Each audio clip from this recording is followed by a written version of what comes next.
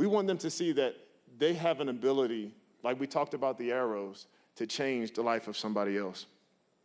Another issue that's very tough in our culture right now is sexuality. The lines have been blurred.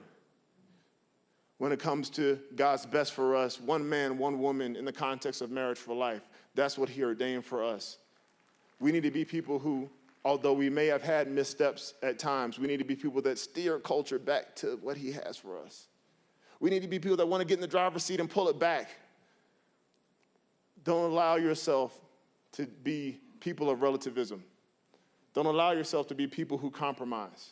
Even though it's not popular, speak into the culture that this is what we know is right, and although we all fall short, this is the standard that is set, and this is what we want to steer ourselves and hold ourselves accountable to. Another issue, religious freedom.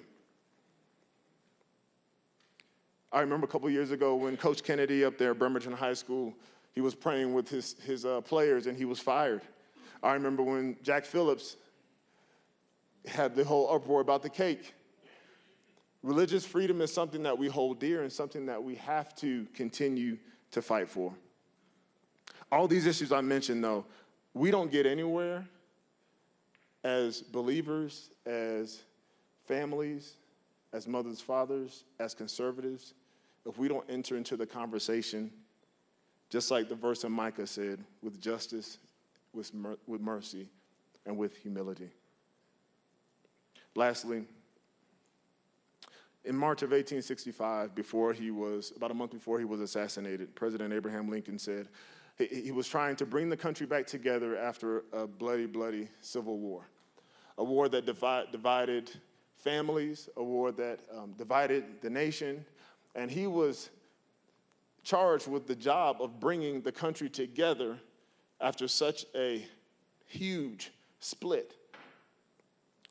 And in the speech, he says, with malice toward none, with charity for all, with firmness in the right as God gives us to see the right, let us strive on to finish the work we are in, to bind up the nation's wounds, to care for him who shall have borne the battle and for his widow and his orphan, to do all which may achieve and cherish a just and lasting peace among ourselves and with our nations. My challenge to you all is to be people who are willing to bind up the nation. Bind up your families. Bind up the issues that are dividing your family. Bind up the issues that are dividing your neighborhoods. Bind up the issues that are dividing your state, and be willing to step into these issues as a nation and be people who are wanting to bind things together. It will take sacrifice. It may be painful, but it will be very, very rewarding. Bridging this gap, I believe, starts at home first, which was my initial point when talking about families, that all these things out there that we want to be involved in are important, but they start at home.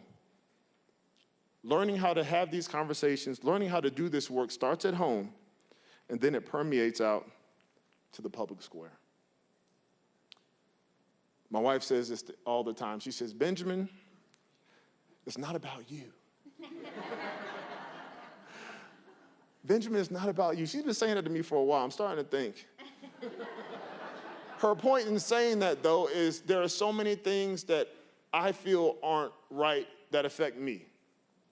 There's so many times when I want everything to be about how it helps my family, how it helps my desires.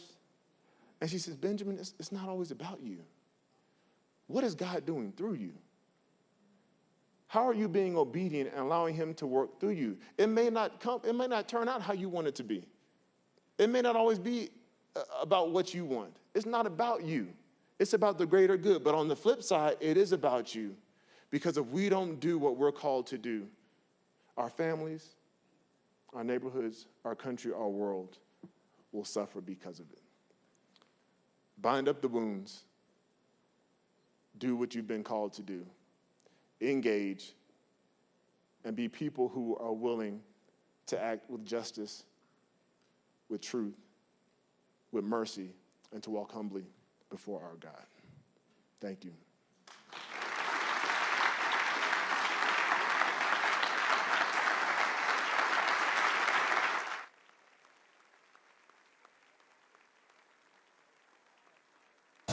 America's built and based on liberties and freedoms. Liberty HealthShare brings that to healthcare. The liberty of choosing your own doctor, the liberty of choosing your own hospital. Liberty HealthShare makes healthcare affordable to millions of Americans. Ignite your liberty, starting at $199 for a single, $399 for a couple. No matter how big the family, only $529. That's $529 for the entire family. To learn how you can save, go to igniteyourliberty.com. Igniteyourliberty.com. What happened to our morality? Good old-fashioned values. When kindness was a currency. When integrity was expected. Tell the truth and be honest. And people are loyal too. Are you looking for these things in your health care? Choose your own doctor and hospital. Plans starting at $199 or, no matter how big the family, only $529. That's $529 for the entire family. Go to igniteyourliberty.com. That's igniteyourliberty.com. You know, someone very profoundly once said many years ago that if fascism ever comes to America, it'll come in the name of liberalism. And what is fascism? Fascism is private ownership, private enterprise, but total government control and regulation. Well, isn't this the liberal philosophy? The conservative, so-called, is the one that says less government, get off my back, get out of my pocket, and let me have more control of my own destiny. Their 2020 platform sounds identical to policies already tried and now failing in the collapsed socialist state of Venezuela. You know, it's funny, sometimes American journalists talk about how bad a country is because people are lining up for food. That's a good thing. I believe it will totally eliminate private insurance. So for people out there who like their insurance, they don't get to keep it. Let's eliminate all of that. Let's move on. Abolish ICE. It's a growing call from Democrats to get rid of the agency that arrests and removes illegal immigrants in the U.S. I think we should get rid of ICE. We need to probably think about starting from scratch. Why is it good for us to pay for the health care bills of people who snuck in here against our law? It's good for people who are in our country, who are contributing to this country's success. Or did it also apply to, I don't know, gang members or vagrants? I think they were covered too, weren't they? These hot-button issues like free college, free healthcare, once thought to be radical, appear to be the starting line in this Democratic primary. The three core demands of the National Day of Action are free public college, a cancellation of student debt, and a $15 an hour minimum wage for people who work on the campus. And how's that going to be paid? Great question. I mean, so... Do you call yourself a radical? Yeah, if that's what radical means, call me a radical. Nancy Pelosi, do you recognize her as the leader for the House Democrats? Of course. We, as you are aware, we are diligent. I think one way you get rid of Trump is a crashing economy. Yeah. So please, bring on the recession. Yeah. Sorry if that hurts people. And if you see anybody from that cabinet in a restaurant, you get out and you tell them they're not welcome. When they go low, we kick them. Congresswoman Ilhan Omar under attack for anti-Semitic tweets. Can you respond to that? No, thank you. You used the term the occupation of Palestine. What did you mean by that? I think what I meant is like the settlements that are increasing. I am not the expert. They are the future face of the Democratic Party. They are not only anti-Israel, but often that anti-Zionism morphs into anti-Semitism. Either the Klansman or the guy in blackface is right now the Democratic governor of Virginia, Ralph Northam. Northam's nickname was a racial slur. They called me Coon Man.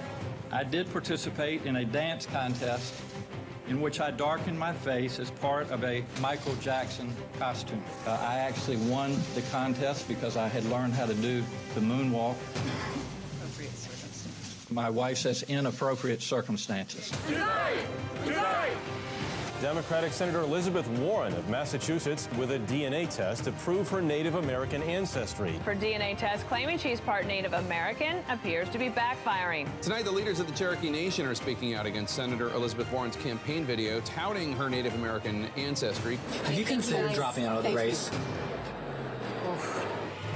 You're talking about zero carbon emissions, no use of fossil fuels within 12 years. That is the goal. It's ambitious. And how is that possible? You're talking about everybody having to drive an electric car?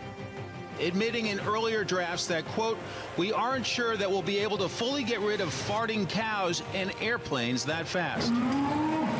I really don't like their policy of taking away your car, of taking away your airplane flights, of let's hop a train. You're not allowed to own cows anymore. You know, there are a lot of problems.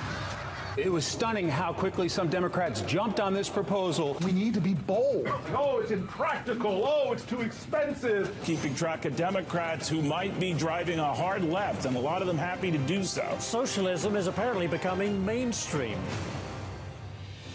America will never be a socialist country. Never. We're born free, we will live free, and we will die free. This has been a great movement. They try like hell. They cannot stand what we've done. But we're doing the right thing. And I will never, ever, ever let you down. We will make America wealthy again.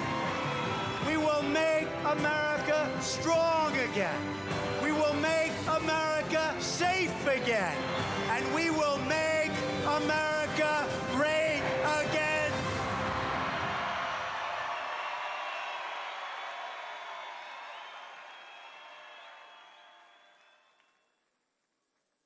Conservatives gathered at CPAC to take aim at what seems to be their new favorite boogeyman, socialism. Take a listen. The moment America becomes a socialist country is the moment that America ceases to be America. They want to take your pickup truck. They want to rebuild your home. They want to take away your hamburgers. This is what Stalin dreamt about. Sebastian Gorka making the case there, the conservative bedrock of strength on the world stage, defense of truth, separation of powers. Those were harder to find at CPAC, or at least they weren't the main theme. Now, a man who may help us discover what the play is the man himself, CPAC Chairman Matt Schlapp. Good to have you on the show, Matt. Been a while. Great to be back with you, Chris. Who's that yelling behind you?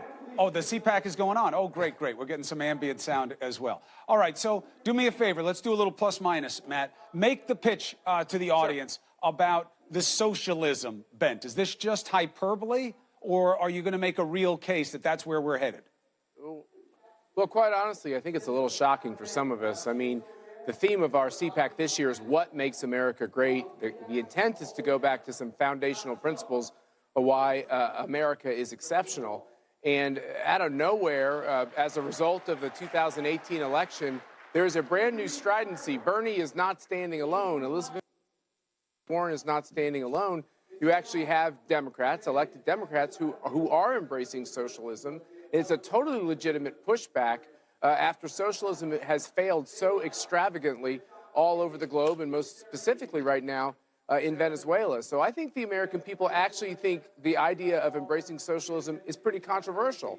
And I think the Democrats are on a risky gambit. I'm worried about it because Democrats win a lot of elections, and I don't like the fact that they're going to run for the presidency, not from the center, how they usually win it. They're going to run it from the extreme left. That's what you think. So what is the weakness of doing that? If you go all in and calling it socialism, aren't you vulnerable to somebody saying, well, if we just want to get more health care to more people, or we want to get tax cuts to more people, or jobs to more people in a lower income bracket, that's what they're calling socialism because you don't want to deal with the policies? Yeah, so I mean, there's something enticing about telling people you're going to do things for free for them, but you have to figure out the costs. You have to figure out the cost of this Green New Deal, which seems extreme to me with some of the policy provisions, most of the policy provisions within it. And I think, look, this is the question. Chris, you asked the right question. Where are the American people on this? I would argue, after 8 years of Obama, many Americans liked President Obama. They liked many things about him. But they thought that his economic policies actually created a soft economy and took away their economic prosperity and their ability to have rising wages and new economic opportunities. It's one of the reasons Donald Trump won. He was able to swipe away the votes of a lot of blue-collar voters, a lot of middle-class voters who wanted that opportunity. And by the way, since that election, the right track numbers in this country are much higher than they've been at any time in the Obama administration. And so you see real improvements. Now, I could be wrong. I could be wrong on all these things, and it could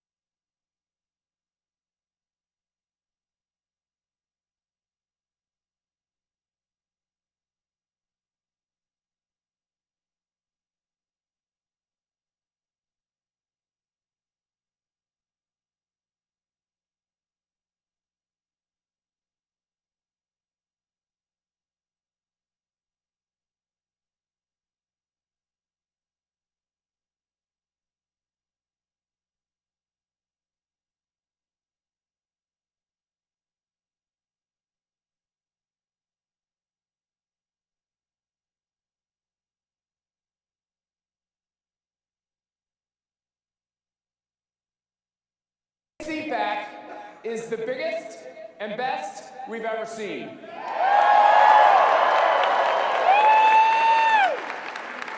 As you know, this is the largest hotel in our nation's capital, and we are packed to capacity with standing room only. Look around.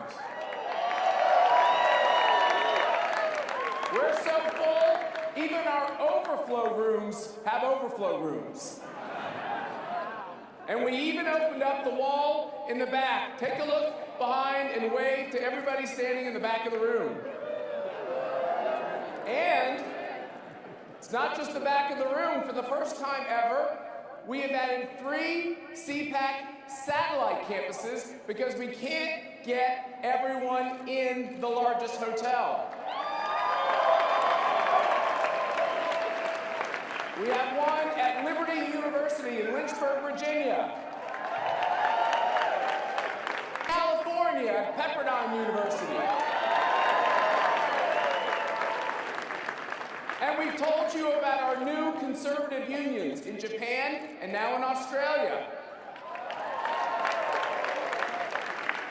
Over 25 million watched us last year across the country and across the world. Folks, we are making a difference.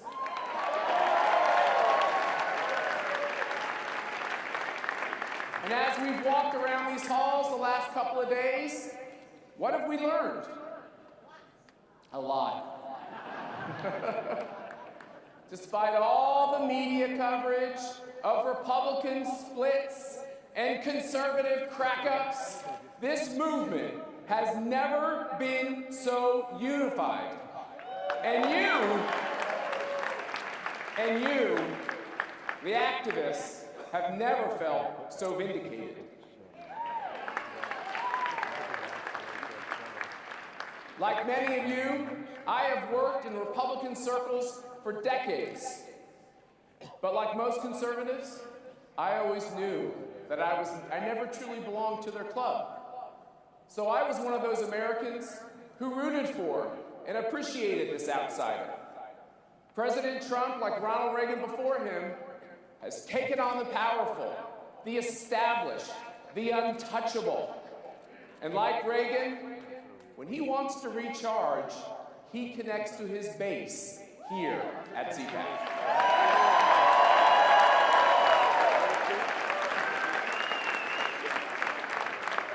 So we get asked, why do we support this president? Well, here's one. He doesn't think or act like a politician. He thinks like an entrepreneur, focusing on the big picture, on what we have to do now to get America back. You know what else?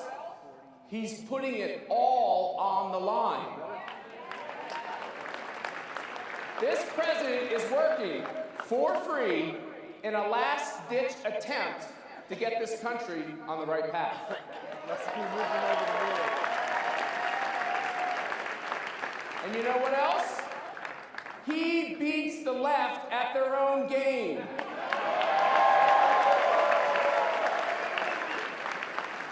National media believes the First Amendment was created predominantly for them.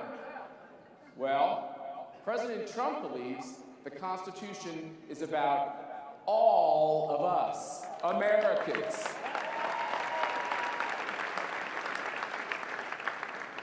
And he ran on a clear agenda that he is hell-bent on implementing no matter who opposes him. It's true, too, I'm traditional enough to judge a man by how he treats those we love. He's kept his word to me, which is especially true at this year's CPAC.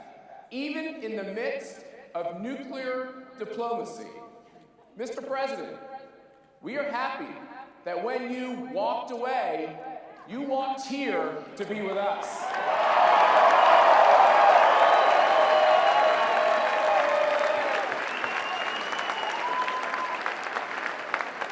And love, my wife loves working for you. And as for friends, well, We all watched him have the spine to stand by a good man, my friend, Justice Brett Kavanaugh.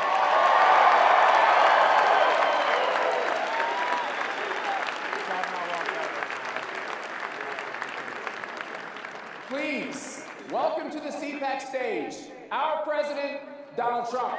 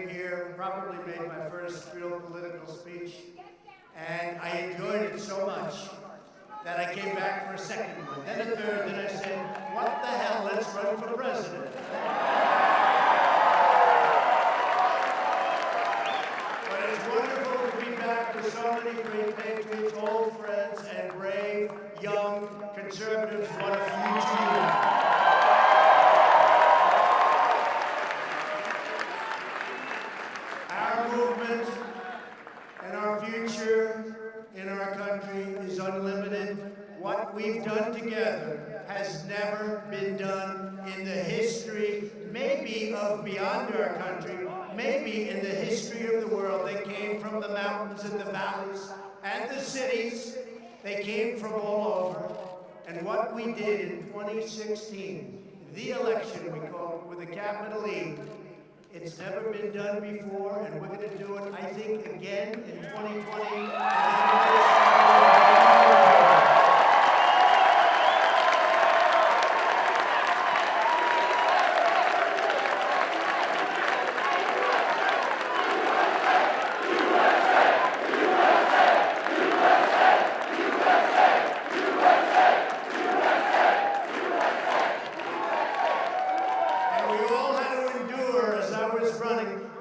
So you have 17 Republicans plus me. And I was probably more of a conservative than a Republican. People just didn't quite understand that. They didn't understand that. I think now with what we've done with the judiciary and so many other things, I think they get it very well, and it's driving the other side crazy. But we all have to endure, remember? How many times did you hear for months and months, there is no way to 270?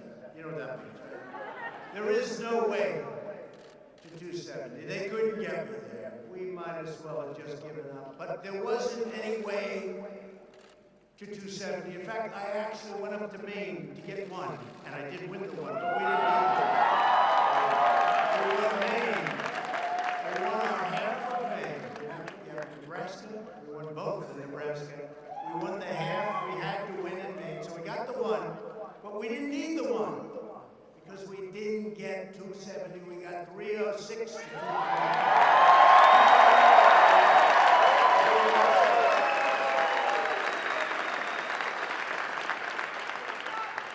State called Wisconsin, a state called Michigan, where, by the way, where Fiat Chrysler just announced a $4.5 billion incredible expansion and new plant, doubling their workforce. Many, many car companies have moved back to Michigan and are continuing to do so. Big numbers, nobody ever thought they'd see that happen. So I think we're going to do even better in 2020. I think we're going to do numbers that people haven't seen for a long time.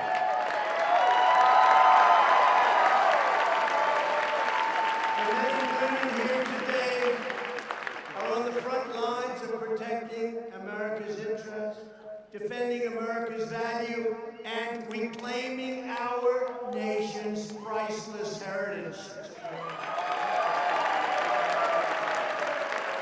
With your help, we are reversing decades of blunders and betrayals. These are serious, serious betrayals to our nation and to everything we stand for. It's been done by the failed ruling class that enriched foreign countries at our expense.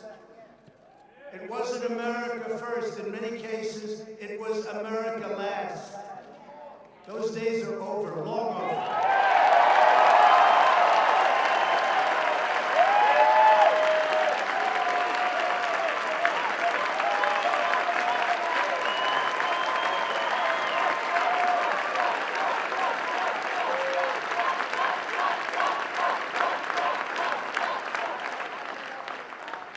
America is winning again. America is respected again. And the world knows it. When I meet with prime ministers, when I meet with presidents, and I get along with them, because they know that what's taken place over many years, not just the Obama administration, long before that, they can't believe themselves that they got away with it. They can't believe it. An impossible thing. And they like me. And the reason they like me, they tell me. They say, Mr. President, I said as an example, President Xi of China, have great respect, we have a great relationship. I say, how is it possible that you got away with this for so long?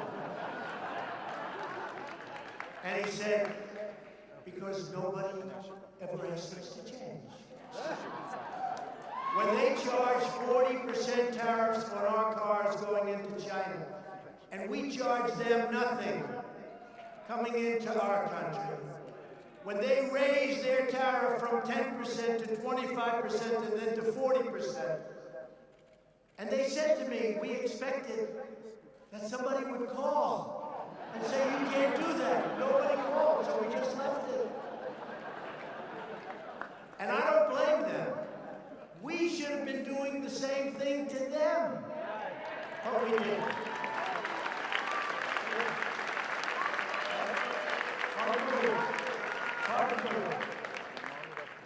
But now things are different. Now we're negotiating with China. They wouldn't negotiate with previous administrations.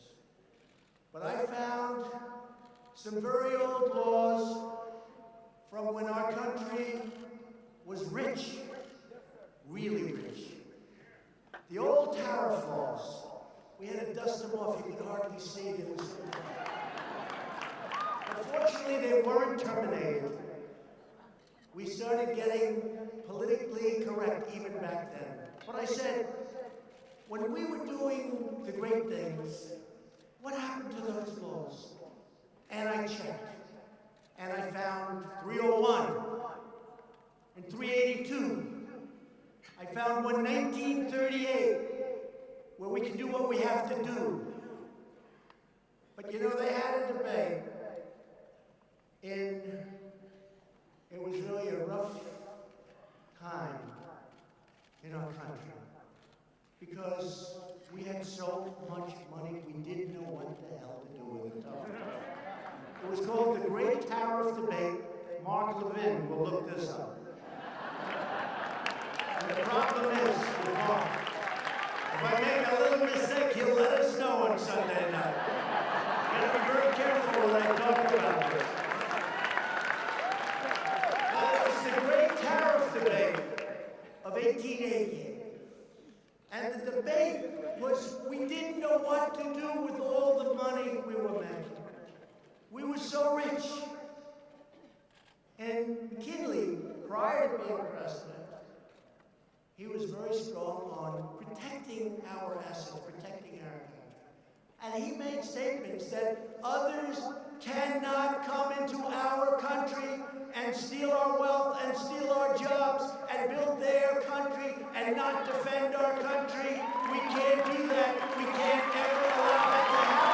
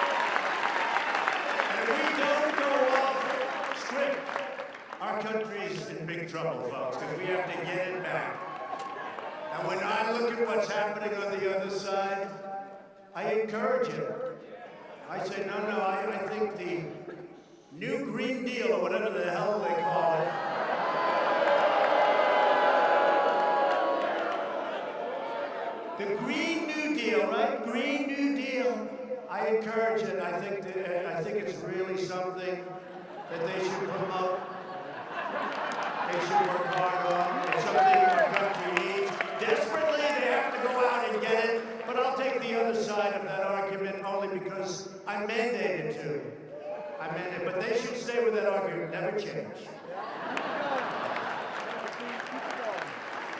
No planes, no energy. When the wind stops blowing, that's the end of your electric. Let's Harold, is the wind blowing today? I'd like to watch television, Harold.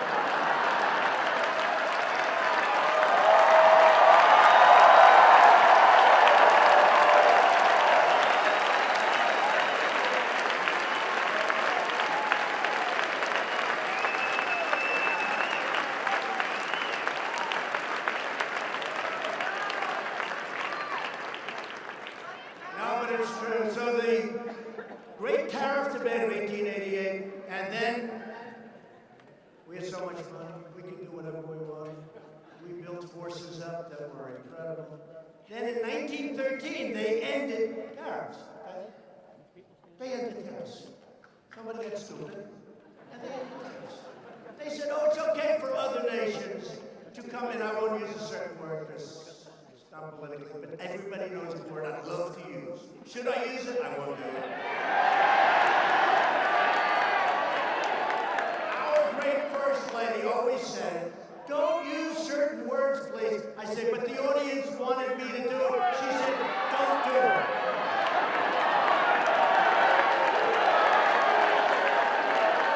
And the problem is, if I do that, they won't put the little preamble that we just went through. They'll just use the word and they'll say, isn't that terrible? So I've learned, because with the fake news,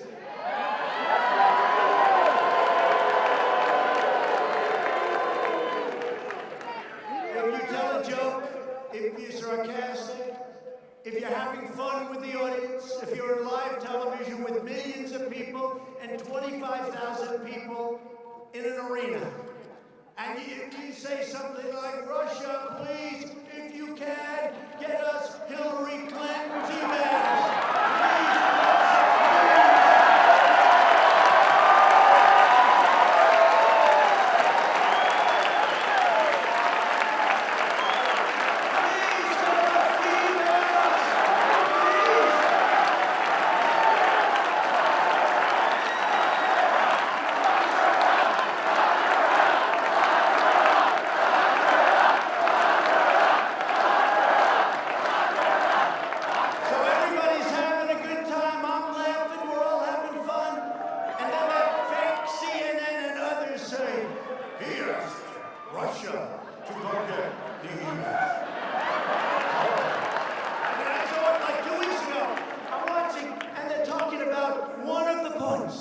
He asked Russia for the email.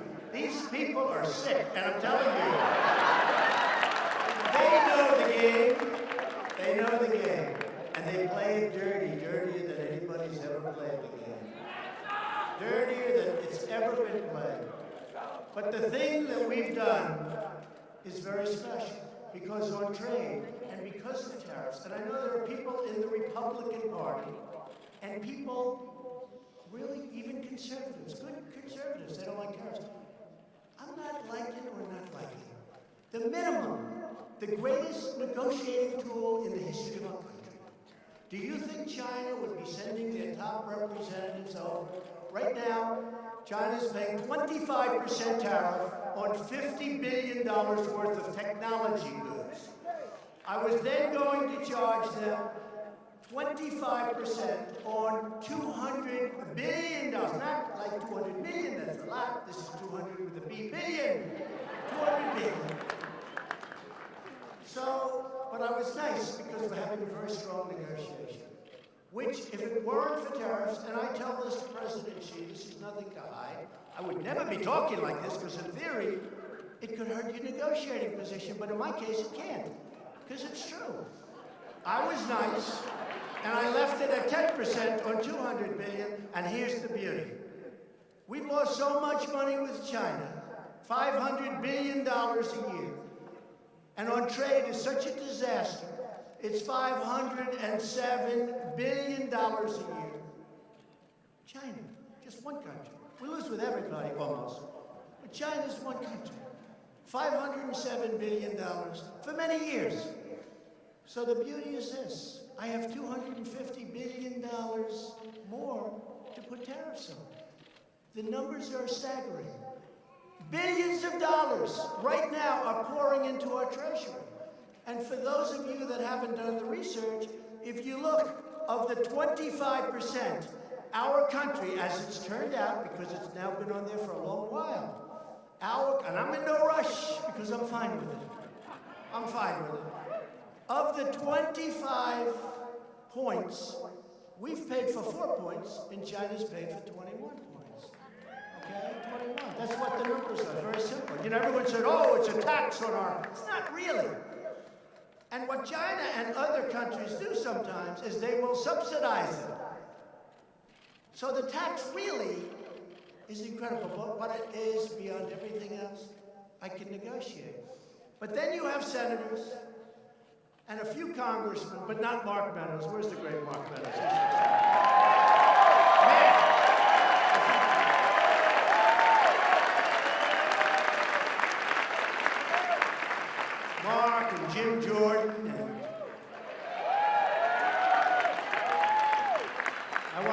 to name every one of those couple of hundred people, because we do have a lot. I want to name every damn one of them. They have been incredible. They've been fighting, and I just see Mark in the audience. They've been fighting with Deb, much more important. His wife is incredible. What an asset. He would be nowhere without her.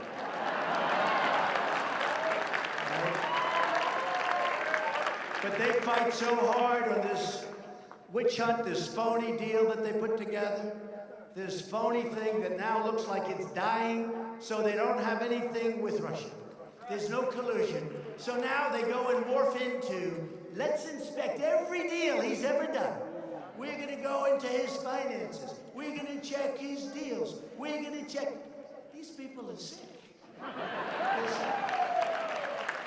I saw a little shifty Schiff yesterday. It's the first time.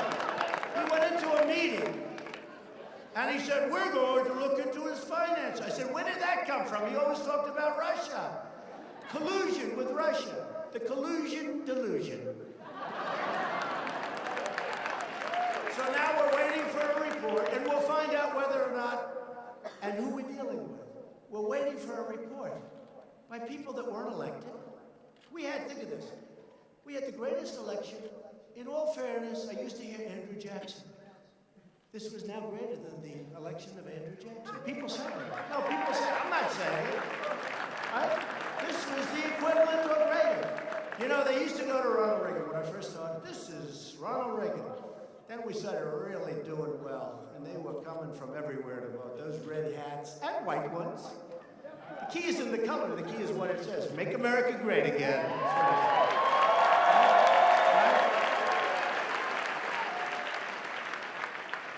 But we had the greatest of all time. Now we have people that lost. And unfortunately, you put the wrong people in a couple of positions, and they leave people for a long time that shouldn't be there. And all of a sudden, they're trying to take you out with bullshit, okay?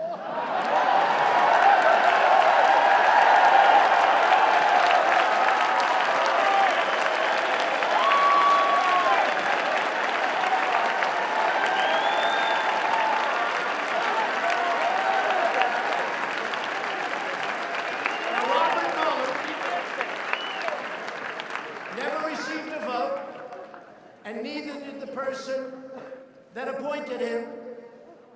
And as you know, the Attorney General says, I'm going to recuse myself. And I said, why the hell didn't he tell me that before I put him in? How do you recuse yourself? But the person that appointed Robert Mueller never received a vote. Robert Mueller put 13 of the angriest Democrats in the history of our country on the commission. Now, how do you do that? These are angry, angry people. You take a look at them. One of them was involved with the Hillary Clinton Foundation running it. Another one has perhaps the worst reputation of any human being I've ever seen. All killers. In fact, it would have been actually better for them if they put half and half, and Mueller can do whatever he wants anyway, which he'll probably do. But we have conflicts. I had a nasty business transaction with Robert Mueller a number of years ago. I said, why isn't that mentioned? He wanted the job as FBI director. I mean, these are things that are out there, they know it. Why isn't that, and I didn't give it to him, why isn't that mentioned? Jim Comey, lying James Comey, is his best friend. James Comey is his best friend. And those are a few of the conflicts. Other than that, it's wonderful. So everybody's waiting. I thought of it this morning, Mark, and I heard you made an incredible speech and statement today, Mark Levin. I heard it. And I was on the way, but I'll see it later. I guarantee I'll be watching it later. I have one of the great inventions in history. It's called TiVo. I think it's actually better than television, because television is practically useless without TiVo. But I'll be watching it later, Mark. But people that got no votes, what I heard this morning, President Trump is waiting for the Mueller report. I said, wait a minute, let me get this straight. So the Attorney General recuses himself, and I don't fire him. No obstruction. That's the other thing. If you use your rights, you use your power. If you use Article 2, it's called obstruction. But only for Trump, for nobody else. So the Attorney General is weak and ineffective, and he doesn't do what he should have done. Somebody that never got a vote writes a powerful letter, horrible, about Comey. Every single Democrat said Comey should be fired, or worse if possible. Every Republican said everybody, in fact, when I fired Comey, I said, you know, First Lady, I said, Melania, I'm doing something today. I'm doing it because it really has to be done. He's bad. He's a bad guy. That's been proven now with all of the emails and the text. I'm doing something that has to be done. But you know the good news? It's going to be bipartisan. It's going to be so popular. It's going to be bipartisan. Every Democrat hates him. Every Republican hates him. He did a horrible job at the FBI. Speak to the real agents, the real people, because the people in the FBI are incredible people, not the sleaze on top.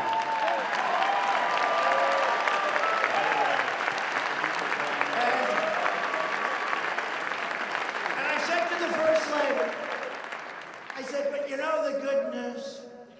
The good news is that this is going to be so bipartisan, everyone's going to love it. So we fire Comey, and Schumer, who called for his resignation many times, Podesta, I believe that day, because he still hasn't gotten over getting his ass kicked, okay? I believe that day called for his resignation. That day, Podesta, the great genius of campaigns, he called for the Comey resignation. Others, almost every, I would say, Mark, would you say virtually every Democrat, I can't think of anybody that said he's doing a good job. So I said to Melania, the good news, this will be a popular thing. And I fire a bad cop, I fire a dirty cop, and all of a sudden the Democrats say, how dare he fire him? How dare he do this? And that's where we are, folks. That's where we are. We're in this swamp of Washington, D.C. But you know what? We're winning, and they're not. We're winning.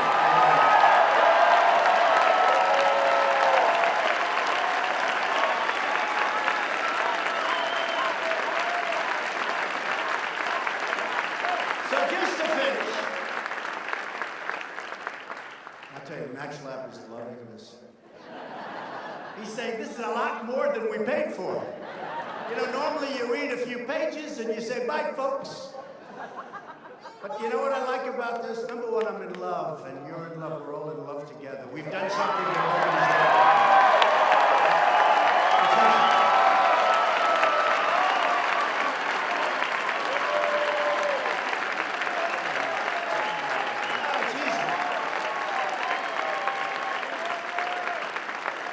You know, a great friend of mine from New York, he's a stone-cold killer. He's a brutal man. He's actually not even a good friend of mine because he'd turn on me in 2 seconds. But he's a very rich guy. And he said, what are you going to speak about today? Like, what are you going to speak? I said, I don't know. He said, I just heard that you have the biggest crowd in the history of CPAC. They're all over. By the way, not only this giant room, they're in many hotel rooms all over the place. You're just better at real estate than they are.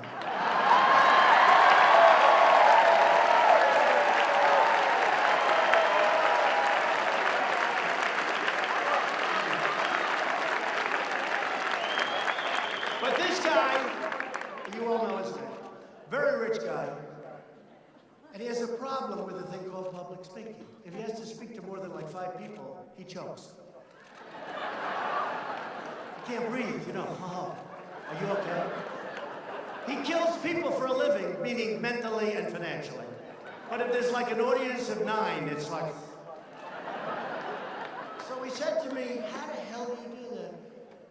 And I said, it's easy. And the reason it's easy, I really mean this. There's so much love in this room. It's easy to talk. You can talk your heart out. There's love in this room. You can talk your heart out. It's easy.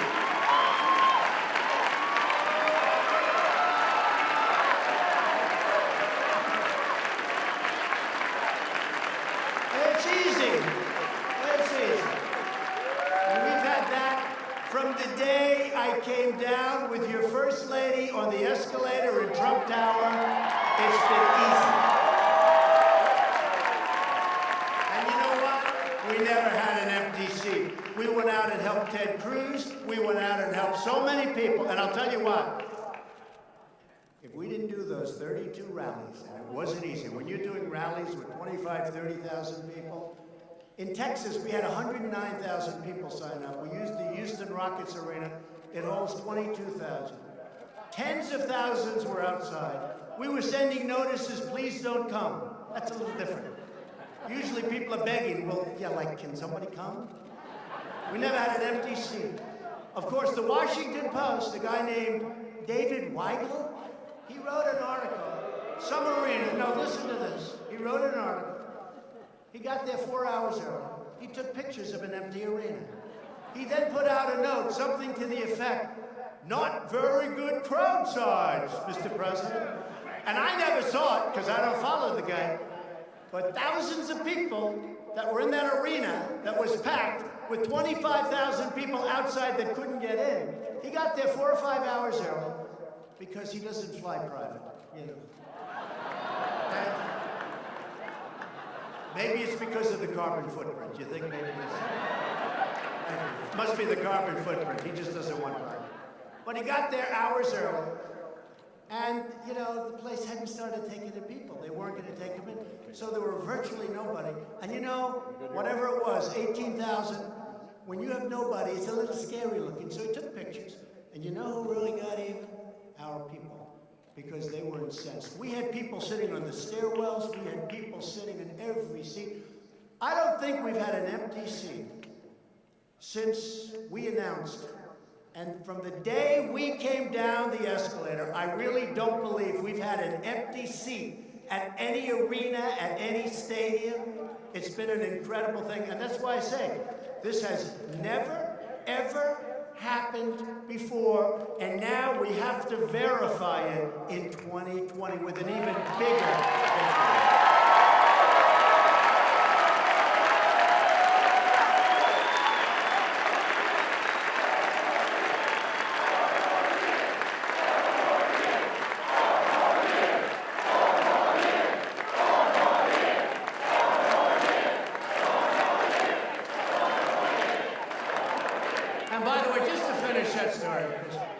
Sarah Huckabee and Mercedes, who is incredible, sitting there. Mercedes, thank you. They always say, you know, they're good people, right? Much better than I am. They always say, don't bring it up, don't fight. Don't fight. Everyone understands. I said, they don't understand. If I don't explain it, how are they going to understand? So remember the empty arena one, right? And then it was shown, and the Washington Post had to do, and this particular writer had to do I thought he was going to get fired. I mean, if that were a conservative, he would have been fired on the spot. He would have been humiliated for what he did because it was fake news. Nobody was in the arena. There were thousands outside, but they hadn't opened the gates yet. They did the same thing at our big inauguration speech. You take a look at those crowds. And I watched one of the evening shows that are ridiculous, how horrible they are, how mean, how horrible. And I watched it by mistake. And they showed from the White House all the way down. They showed from the cap. They showed there were people, nobody's ever seen it. the Capitol, down to the Washington Monument. People, but I saw pictures that there were no people. Those pictures were taken hours before, right? And they always mention crowd size. He talks about crowd size. So I'm constantly bugging Mercedes whenever we have a slow moment. I say, Mercedes and Sarah, show them the pictures. Show them and compare them with what they put on television.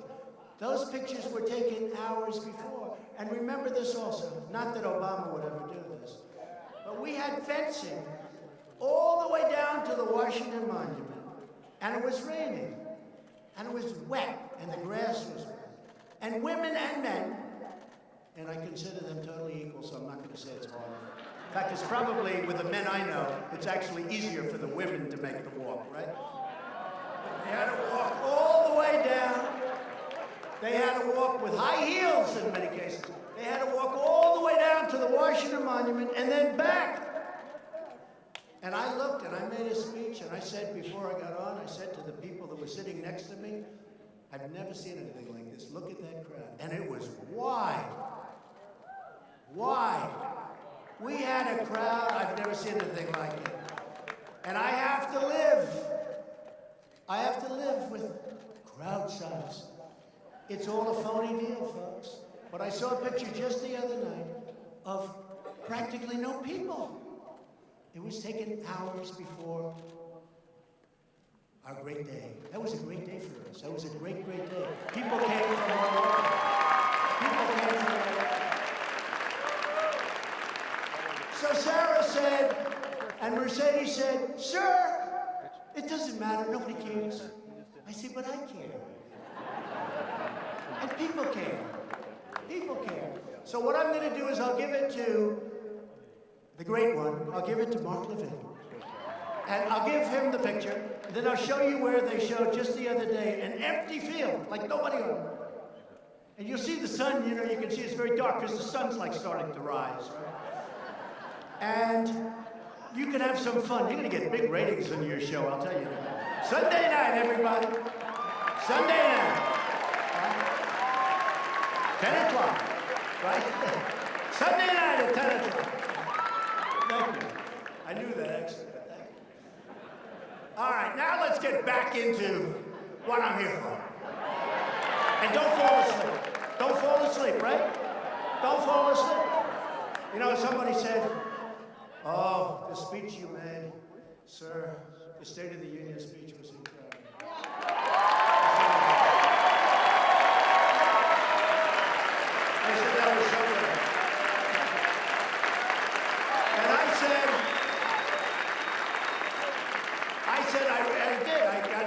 Great reviews even from some of the really bad ones out there. Of course, by the following morning, they had to change because the head people called them, what are you doing? A lot of it's not the people on television. A lot of it's their bosses. Which someday we're going to have to figure out why, Meadows, why that is. Because, if you're building a great country, you have the best employment and unemployment numbers we've ever had. More people are working today in the United States than ever before in the history of our country. You say, why are they upset by that? Why are they upset? We've slashed 30,000 pages of job-killing regulations from the Federal Register. That's an all-time record in the history of the United States, even by presidents that are there for 8 years and in one case more. We passed the largest package of tax cuts and reforms in American history.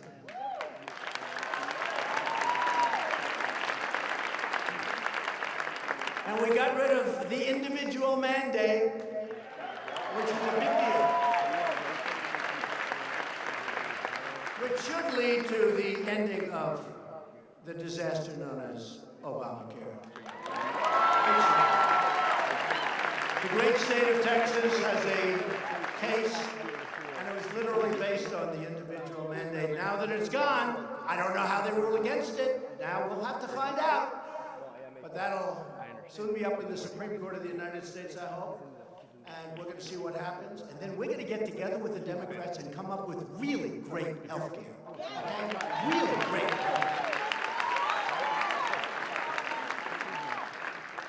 the other things we did in our tax package is Anwar, perhaps the largest field in the world, oil and gas. I got it approved. And I didn't want to get it approved for a certain reason, because I thought somebody treated me very badly. Very badly. Don't get that vote very often. And I said, you know, I don't want it. Then I get a call from a friend of mine. And he's in the oil business. He's not asking for anything, but he really is a knowledgeable guy when it comes to oil and gas.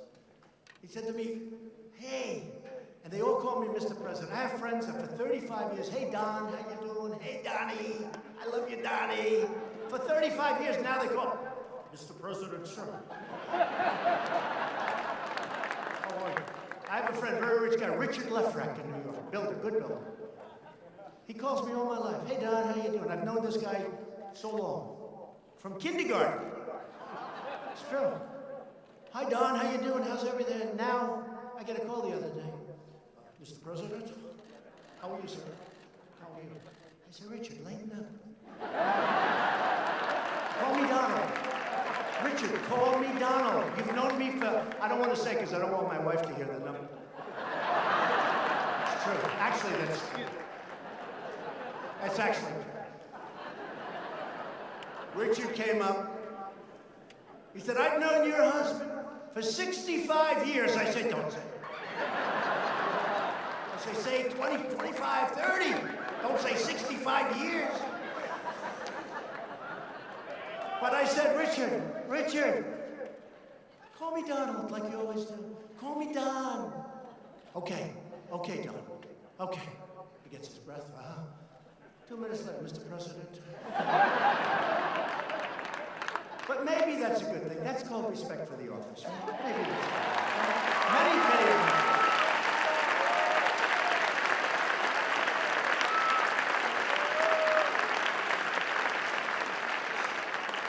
And that wasn't in the script either, Mark. But we're renegotiating right now horrible trade deals that we're cracking down, and we are really doing a number, cracking down on countries that cheat and standing up for the American worker for the first time in many, many decades. Many decades. Our workers have been treated horribly. A country announces they're closing their plant in Michigan or Pennsylvania or Ohio. They're closing. They're closing a plant. They're going to move to Mexico. They're going to move to China. They're going to move someplace else. They fire all their workers. And then they sell their cars. No tax. Just make them in Mexico, sell them back to here. No tax, no nothing. Those days are all gone, folks. They're all gone. And in the new deal with Mexico and Canada called the USMCA, it's very, very hard, prohibitively hard, for a company to fire its 4,000 workers and move to Mexico or some other location. It's now a very costly. They can do it, I guess, if they want, but it's costly. It's painful. It used to be almost, I've been talking about this for a long time. I used to say it's almost like we're giving them an incentive to leave our country. Again, I'm for America first. That wasn't for America first.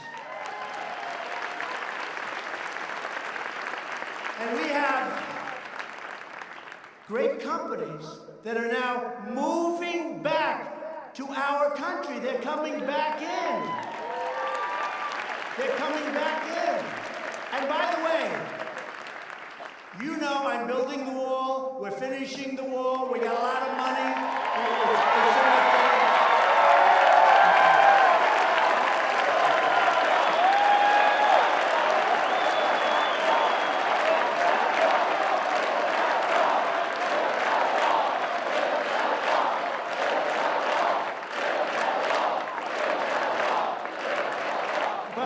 And there'll be some people in the room that don't like this.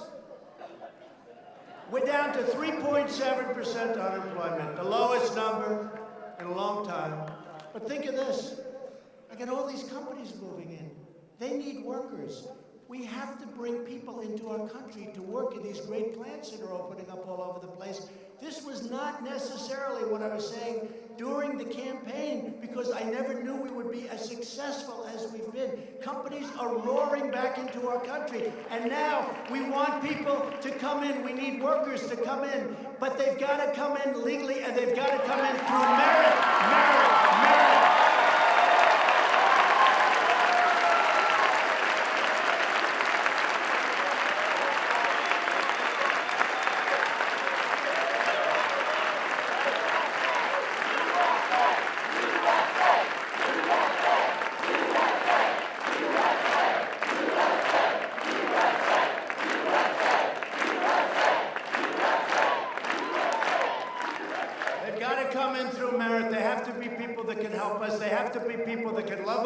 Not hate our country. We have people in Congress, right now, we have people in Congress that hate our country. And you know that. And we can name every one of them if they want. They hate our country.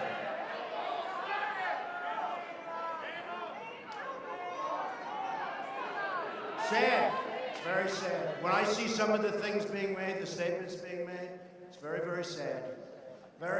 And find out, how did they do in their country? Just ask them, how did they do? Did they do well? Were they succeeding? Just ask that question. Somebody would say, oh, that's terrible that he brings that up, but that's okay. I don't mind. I'll bring it up. How did they do in their country? Not so good. Not so good. But we need workers. We have to bring in workers. One other thing, because we have a lot of people here that are important people in terms of votes. We have some senators, we have some congressmen. When a senator tells us that he's a free trader, so am I. I'm a fair trader, I'm a free trader. But when a senator said we can't do tariffs where we make a fortune, or at a minimum, we're able to use this tremendous power that I found. Tremendous, old stuff, nobody even knew it existed. I'm able to use it at a minimum to negotiate great and fair trade. They wouldn't even be talking to us because it's so one-sided. Last year we lost 800, this is for many years, almost $800 billion on trade. It's not sustainable. You can't do that. And now we're making great trade deals. But when some of the senators, good people, I think they're good people, I just don't understand the thinking. So I say India is a very high tariff nation. They charge us a lot. When we send a motorcycle to India, it's 100% tariff. They charge 100%. When India sends a motorcycle to us, we brilliantly charge them nothing. So I want a reciprocal tax, or at least I want to charge a tax. It's called a mirror tax, but it's a reciprocal. Now here's what I don't know. I've had a lot of people, Lindsey Graham, I said, Lindsey, it's not his thing necessarily. It's not the thing that he's most adept at, but he's adept and he's smart. I said, Lindsey, if they charge us 100, I like a reciprocal. They charge us, we charge them. He goes, that makes sense to me. And then he gets on to judiciary and things that frankly he likes and finds very interesting. But he's a smart guy, and he said, I'll never forget. It took me about a minute, which is a long time. I did a bad description. It's so easy. They charge 100, we charge nothing. Now we have reciprocal, so it's 100. But what happens now for those that really think about tariffs and don't like tariffs for whatever reason it might be, and that's okay, what's going to happen is, in many cases, instead of 100 and 100, you're going to have 0 and 0, so you won't have any tariff. It's going to happen. It's going to happen. But you have to start working with some of the senators that say, I can't approve this deal. I say, you know what, I want to just charge India, as an example I'm using it, but India is a very high tariff nation. I mean, nobody knows it because nobody knows what they're doing in Washington. But India is a very, very high tariff, and they charge tremendous numbers. So they charge 100, so I say, I'm not going to charge 100, but I'm going to charge 25%. And I hear this turmoil in the Senate because we're charging 25. So I call a couple of the guys up.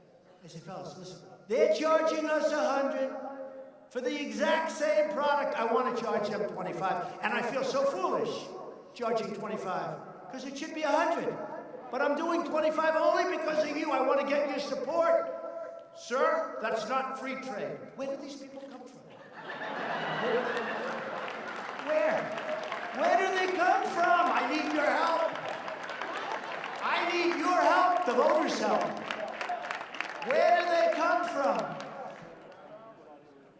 So it can only be one of two or three things. Number one, I know they're very smart people. I know they are. And I even like some of them. But they're smart. So we take that out of the equation. So and I know they don't have evil intentions. And the other thing could be, I guess, maybe, these companies are all owned by people. And these people are very generous. Campaign contributions, they're very, very generous people. Can that be possible? I don't think so. I hope not. Because we're talking about our country. We can't allow a country to charge us 100%, and we get nothing for the same exact product.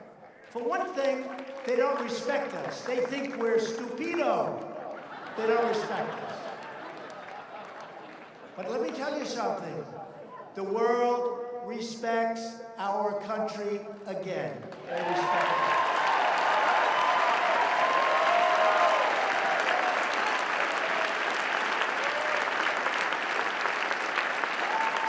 And America is now booming like never before. Other countries are doing very poorly.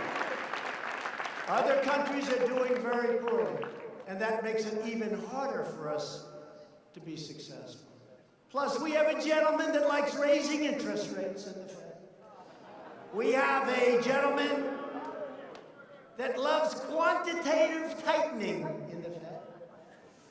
We have a gentleman that likes a very strong dollar in the Fed. So with all of those things, and we want a strong dollar, but let's be reasonable, you understand. With all of that, we're doing great. Can you imagine if we left interest rates where they were? There's no inflation, essentially. There's no inflation. Can you imagine if we left interest rates where they were? If we didn't do quantitative tightening, taking money out of the market? If we didn't do quantitative tightening, and this would lead to a little bit lower dollar, a little bit. I want a strong dollar. But I want a dollar that's going to be great for our country. Not a dollar that's so strong that it is prohibitive for us to be dealing with other nations and taking their business.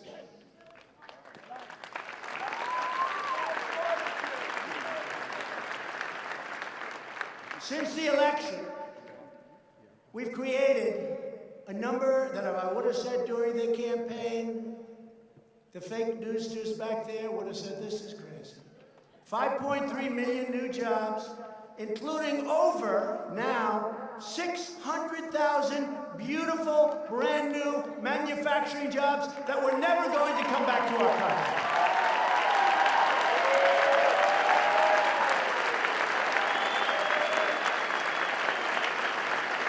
These are jobs that were never coming back to us. Remember? Not to talk badly about the other administration, but if that theory went forward, with crooked Hillary winning the election, instead of being up almost 50% with the stock market, you would have been down 50%. It was heading down. It was going to be a disaster. We have nearly 5 million Americans that have been lifted off of food stamps. Nobody ever thought that was possible.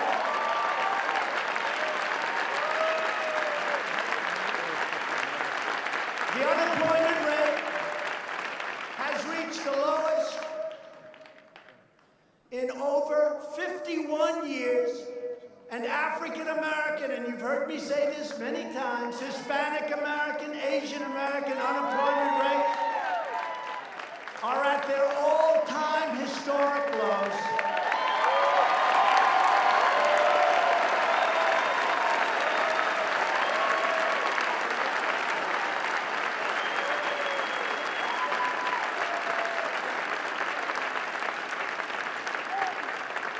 African-American income has reached an all-time high. So when I'm on the debate stage with one of these maniacs,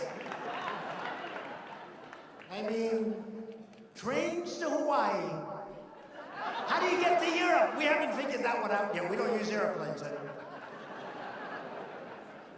You saw what I'm doing in California. They have a fast train. The fast train goes from San Francisco to Los Angeles. It's over budget by hundreds of millions of dollars. So they have a great idea, the new governor, nice guy.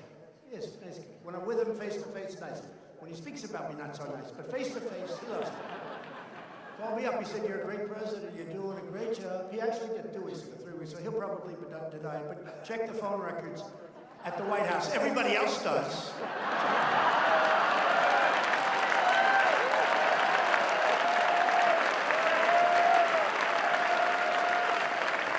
Called me up 3 or 4 weeks ago.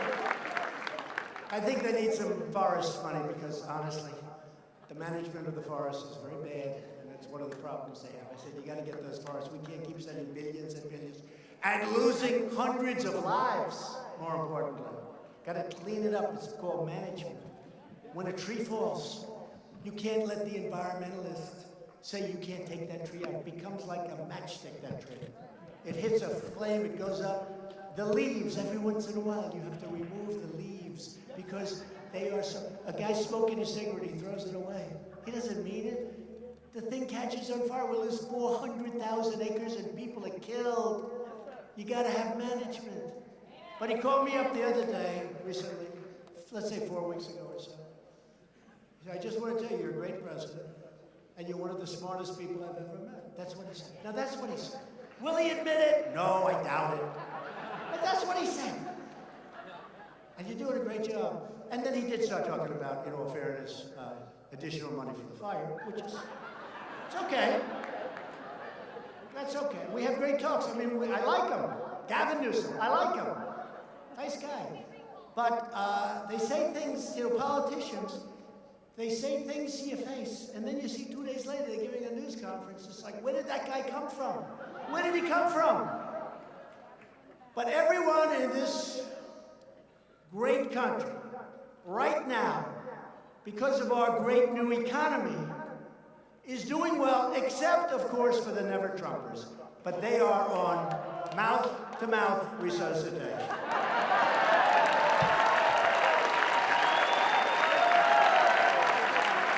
Mouth-to-mouth.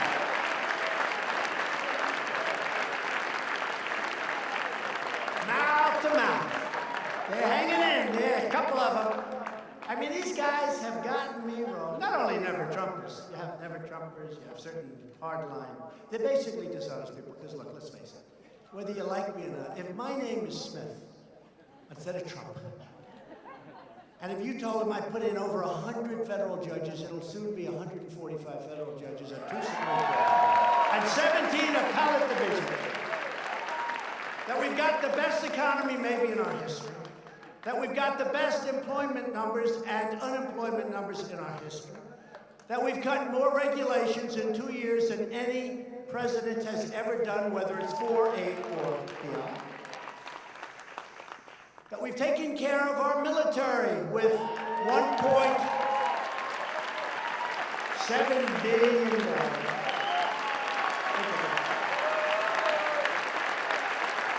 Think of what we did. Think of what we did with our military. Think of the numbers that we have for our military. We have numbers, nobody's ever heard of these numbers before. And you know, part of the problem that we have, because I'm a cost cutter, and you are all cost cutters, but we have to take care of our military. We have to. $700 billion we spent, and that was the first year. And then the second year, $716 billion. Now, I have no choice. I'd like to spend much less. Obama was spending much less, but our military was being depleted. He was fighting in endless wars, they never end. And by the way, as of probably today or tomorrow, we will actually have 100% of the caliphate in Syria. 100%.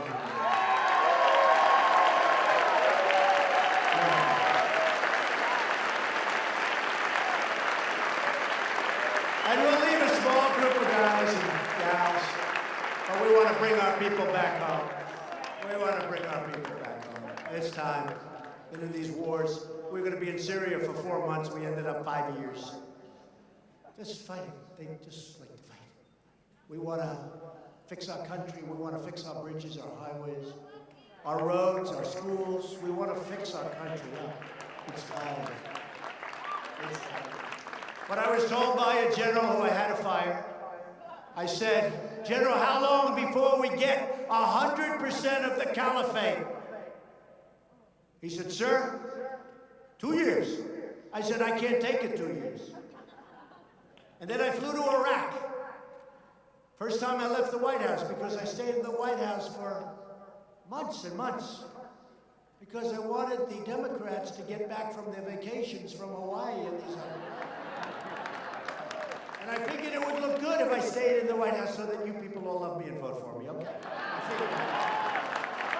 I figured it would look good. So I stayed in the White House. And I'll tell you what, I was there. I told my wife, go to Florida, enjoy your Christmas. I stayed for Thanksgiving. I was in the White House for a long time, months. I had cabin fever in the White House. But if you've got to have cabin fever, that's the place to do it. But I was there, I don't know, for a number of months. Through Christmas, I spent my New Year's all by myself. Don't cry. It was me and about 500 men and women outside with machine guns. I never saw so many beautiful-looking machine guns. I'd look at that equipment, I'd say, man, they sit in the trees, they sit on the lawn. I told people, I'm in this massive, people don't know how big the White House is. First of all, it's one of the most beautiful places in the world. It's really, I made a lot of money with luxury. This building, it's in 1799, which of course, when President Xi comes, I say 1799, like it's old. To him, that's like a brand new house. In China, they go back 8,000 years, so that's like a new residence. But I sat in the White House for months and months, except I took a day off. I flew to a lovely place called Iraq. And I flew at night, and I got there at night, and I said to myself, this is interesting, because they say, sir, all of the lights in the plane, sir, are going off. I say, why? Because we're getting ready to land. We're an hour out. I said, what about the shades? Well, we want it better than that, maybe like it. So we turned the lights on, put the shades there. This is a big 740 Air Force One. And we're landing, and I go up and I look. And I've landed, I like to sit with pilots. I respect people that know what they're doing, and these are the best in the world. These are the best in the world. And the pilot says, sir, we're landing in approximately 1.5 minutes. I say, but there's no runway. No, sir, the runway is right up there. I say, I don't see it. I have pretty good vision. At least for my age, I have. I guess for my age, I have great vision, but I don't have vision like a 35-year-old captain. He said, no, it's right up there. I said, I'm sorry, Captain. How about this? Should we lift off and try to get Captain? There's no runway. Anyway, no, he said, right up there. Now we land. There's practically no lights. These are little pin spots. And I said, think of this. We spent $7 trillion in the Middle East. And we can't land a plane with the lights on. 20 years later. How bad is it? No, seriously, how bad? How bad is it? $7 trillion and we have to fly in with no lights. But I met some incredible people. Generals. One of them came from Syria, the operation in Syria. And I was upset with my generals because they weren't getting it finished. I want the job done. I want to bring our people back home.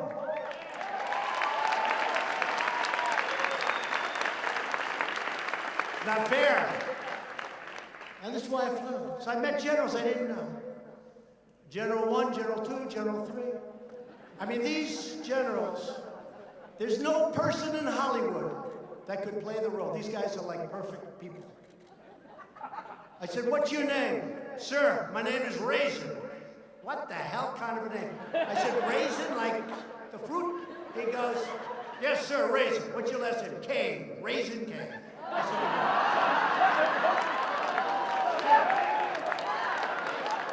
said, Raisin Kane, I just made him a big star. Just like I did with Menace when I said, we're going to give you a new nickname, because Chaos is not a good nickname. So we changed his name. Called him Mad Dog. But it wasn't working too well.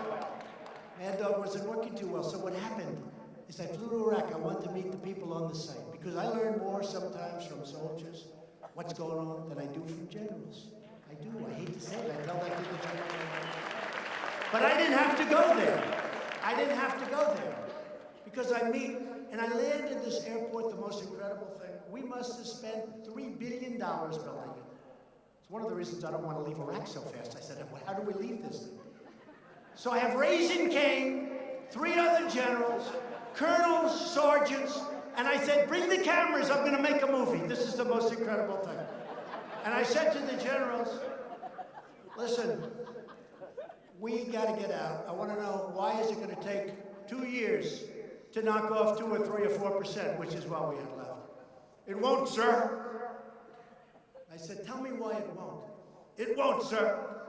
If we attack them in a different manner, we can do it much faster. Okay, General Raisin Kane, how fast can... Sir, we can have it totally finished in 1 week. I said, 1 week? I was told 2 years. 1 week? That's right, sir. We're only hitting them from a temporary base in Syria. But if you gave us permission, we could hit them from the back, from the side, from all over, from the base that you're right on right now, sir. They won't know what the hell hit them.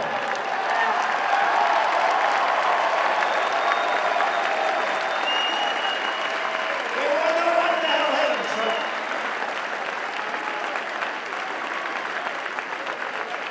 And I said, why didn't my other generals tell me that? Why didn't they tell me that? I said, did you tell them that? Not our place to say it, sir. They come in from Washington, sir. We have to take orders. You're the first one to ask us our opinion.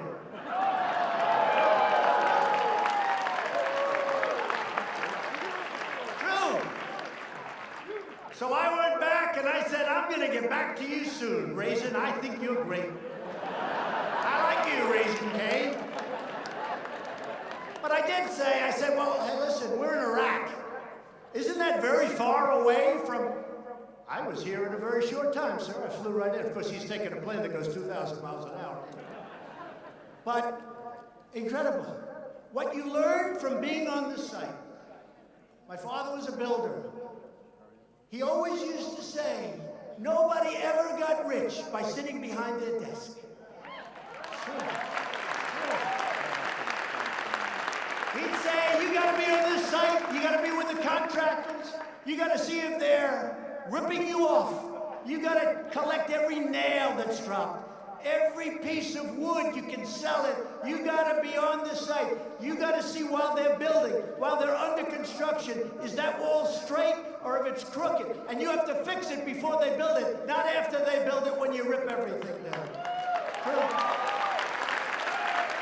You don't get rich by sitting behind a desk, so I didn't want to do that. And I'm in the White House and I was lonely.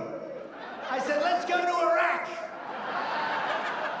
And I had a hell of a meeting in Iraq. And I'll tell you, those generals, not just Raisin Kane, General Kane, those generals were great. They were great. They knew their stuff. They were gung-ho. And it is true. I mean, you talk central casting, these guys, you couldn't, I mean, it's incredible. They had a master sergeant there. I could take him right now, bring him to Hollywood, make a military movie, and he's the star of the movie. That happened once before, you know. That did happen. Remember? They brought a man in, a sergeant, a drill sergeant, to teach some actor how to be a drill sergeant. The drill sergeant was so incredible that he ended up starring in the movie, and he should have gotten the Academy Award, by the way. But that's because Hollywood discriminates against our people. You know the movie I'm talking about, right? What was that movie? You know the movie.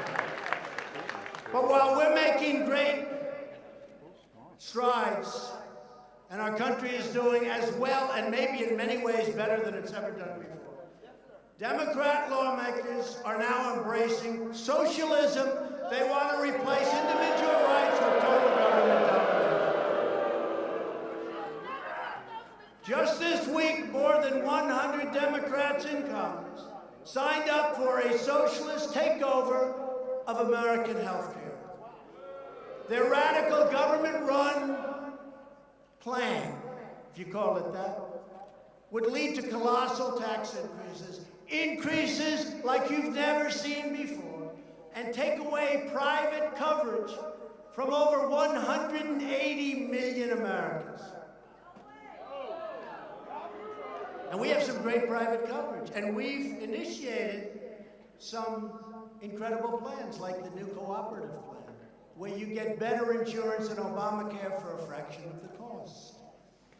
But perhaps nothing is more extreme than the Democrats' plan to completely take over American energy and completely destroy America's economy through their new $100 trillion Green New Deal.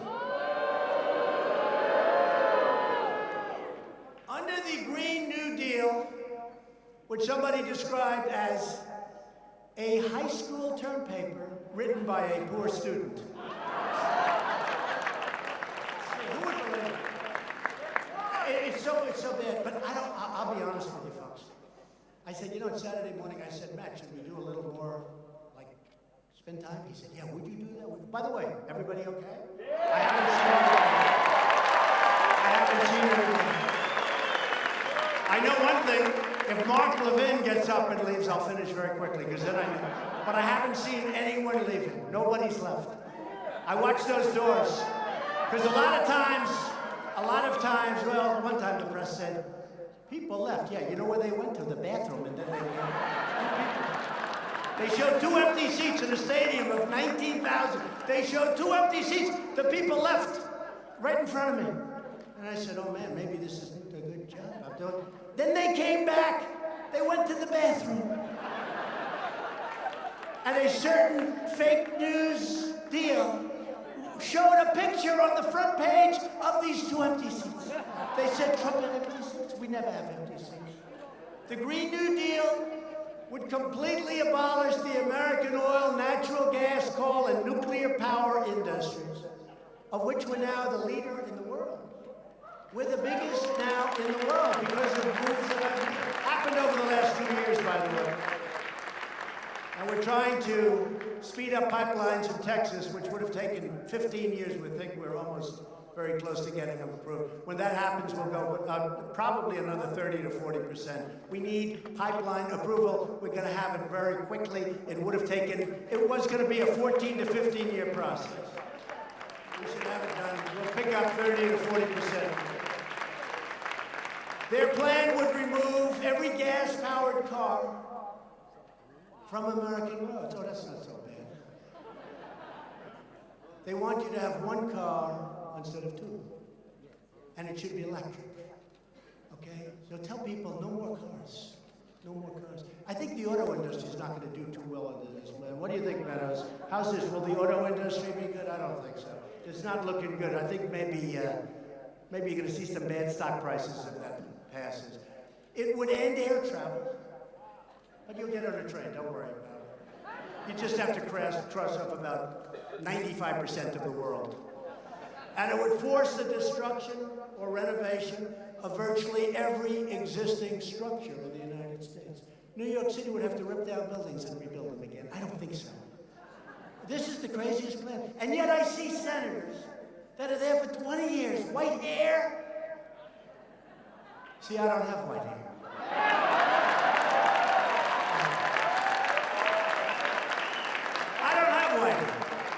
I see these white hairs, long-time senators, standing behind this young woman.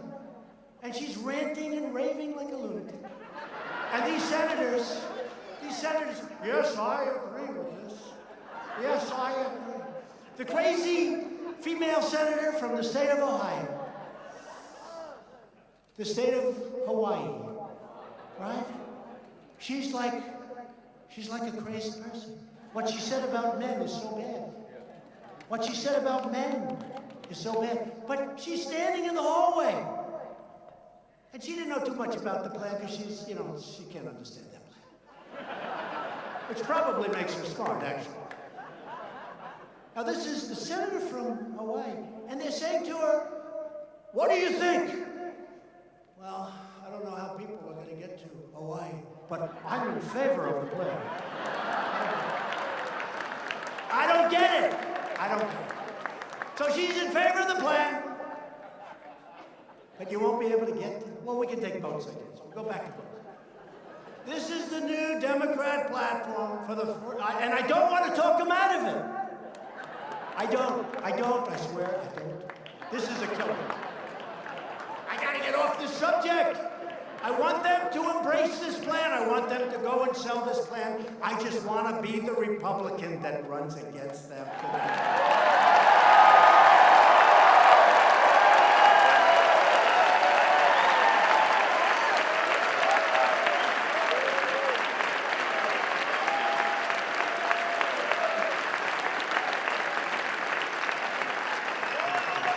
I'm going to regret this speech.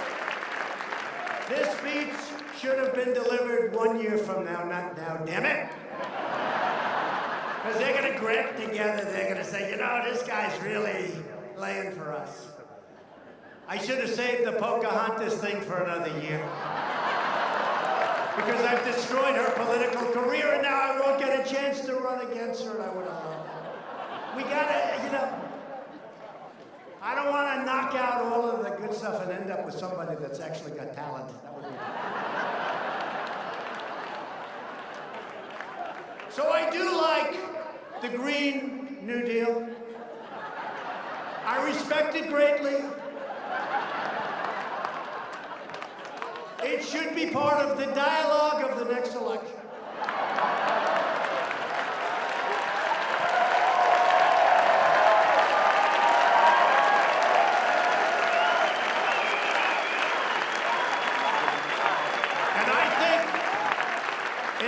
Tremendous promise and tremendous potential for the future of our country. Socialism is not about the environment. It's not about justice. It's not about virtue. Socialism is about only one thing. It's called power for the ruling class. That's what it is. Look at what's happening in Venezuela and so many other places. All of us are here today because we know that the future does not belong to those who believe in socialism.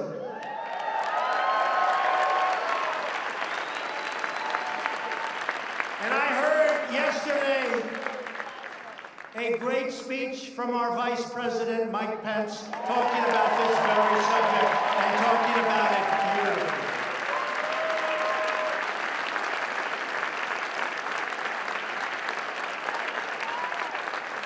The future belongs to those who believe in freedom. I have said it before and I'll say it again. America will never be a socialist country.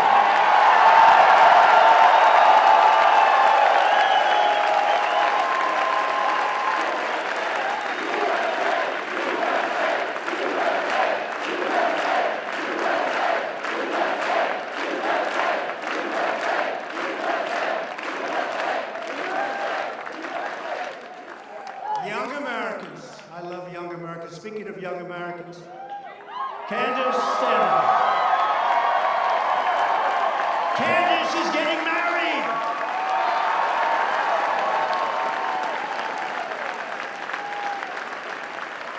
You've been incredible. Thank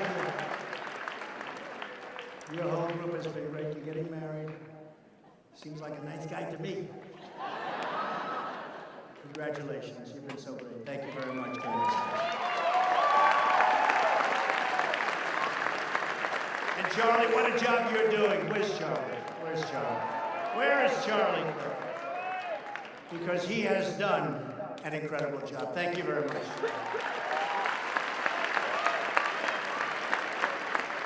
But young Americans like you are leading the revival of American liberty, sovereignty, and self-determination in the face of left-wing intolerance.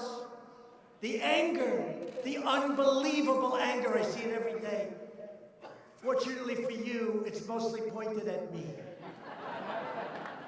You have the courage to speak the truth, to do what is right, and to fight for what you believe, and keep doing it. We reject oppressive speech codes, censorship, political correctness, and every other attempt by the hard left to stop people from challenging ridiculous and dangerous ideas. These ideas are dangerous.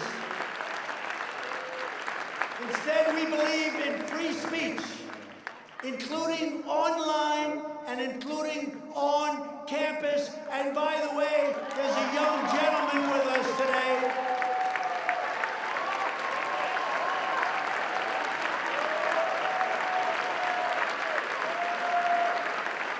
There's a young gentleman. I turned on my television the other day, and I saw somebody that was violently punched in the face. Violently punched.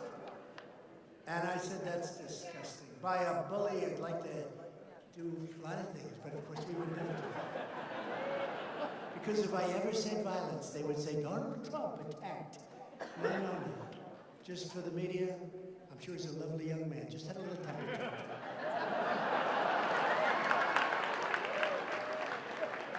I've been there before with those people. I don't want to do it again.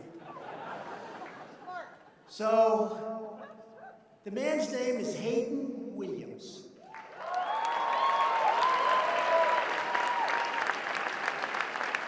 Where's Hayden? Where is he? Where is he? Hayden, come up here, please.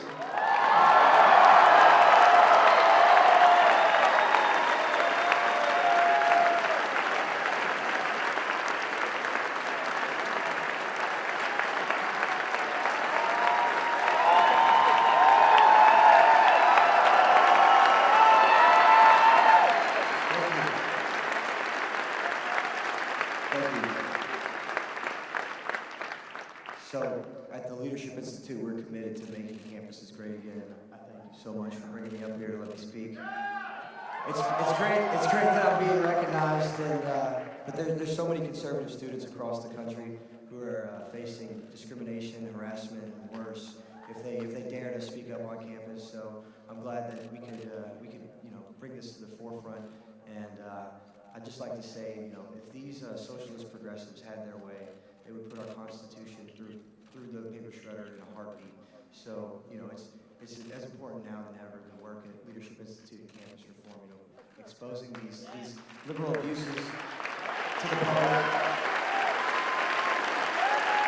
It's as important now as ever. And these students do it because they have a love for our nation and freedom and frankly a love for you, Mr. President. So if you keep defending us, we'll keep defending you. Thank you.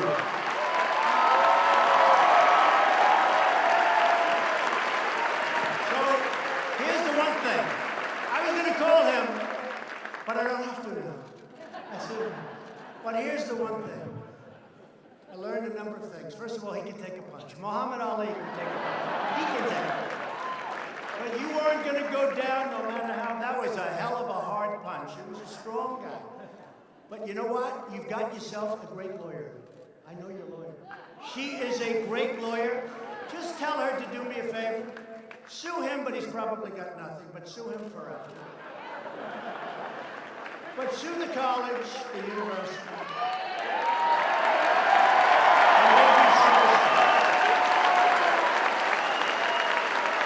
Ladies and gentlemen,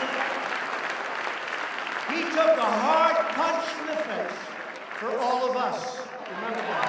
He took a punch for all of us. And we can never allow that to happen. And here is, in closing with Hayden, here's the good news. He is going to be a very wealthy young man. That's all.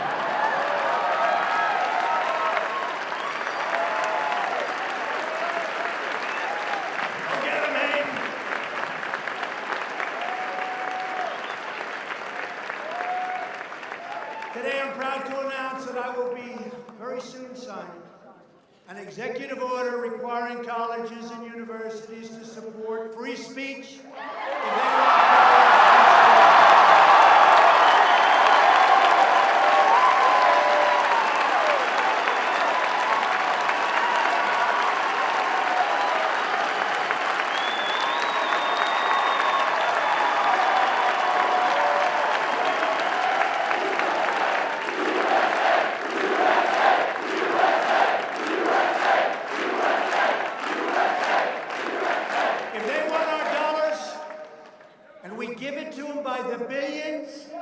They've got to allow people like Hayden and many other great young people and old people to speak. Free speech.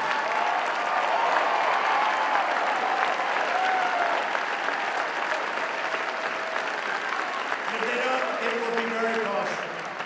That will be signed very soon. Every day we're restoring common sense and the timeless values that unite us all. We believe in the Constitution and the rule of law. We believe in the First Amendment right, and we believe in religious liberty.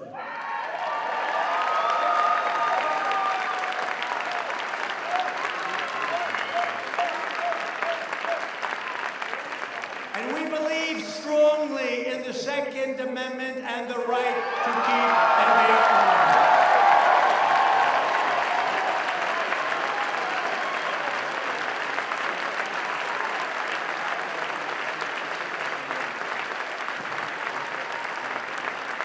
Which is under siege, folks. They have a lot of plans. It's under siege. Be careful. But I'll protect you, I promise you. Because it all has to come through my office. And we hopefully are going to be here for 6 more years. So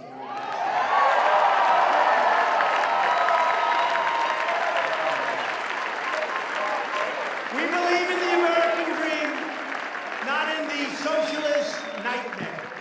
And we believe in the words of our national motto, "In God we trust."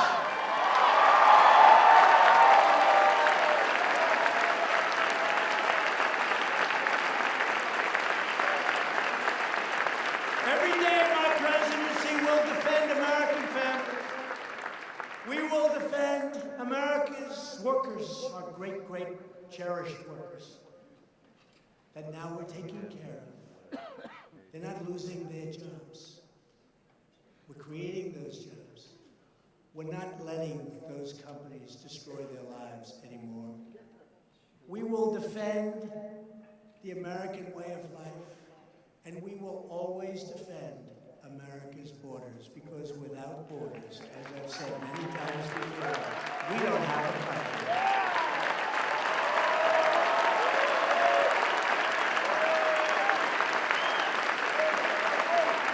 The lawless chaos on our southern border provides a lucrative cash flow to some of the most dangerous criminal organizations on the planet.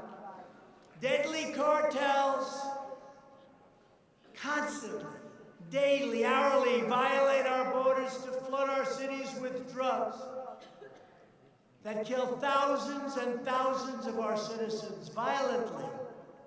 What are these people talking about when they talk about the border? Keep it open. Keep what open? Have you been there? Have you seen? I just got back. I've been there many times. I see what's happening. I don't like it. But I have to tell you, our Border Patrol, our ICE agents, our law enforcement, the job they do, and they don't have the backup of a law in many cases. The job they do is incredible. These ruthless cartels terrorize innocent communities on both sides of the border and spread instability throughout our hemisphere. When I was there 2 weeks ago, 26 people were killed. Very close to where I was, on the Rio Grande. Sounds nice, right? The Rio Grande. Rough stuff. 26 people were killed, and they were buried right near where I was standing.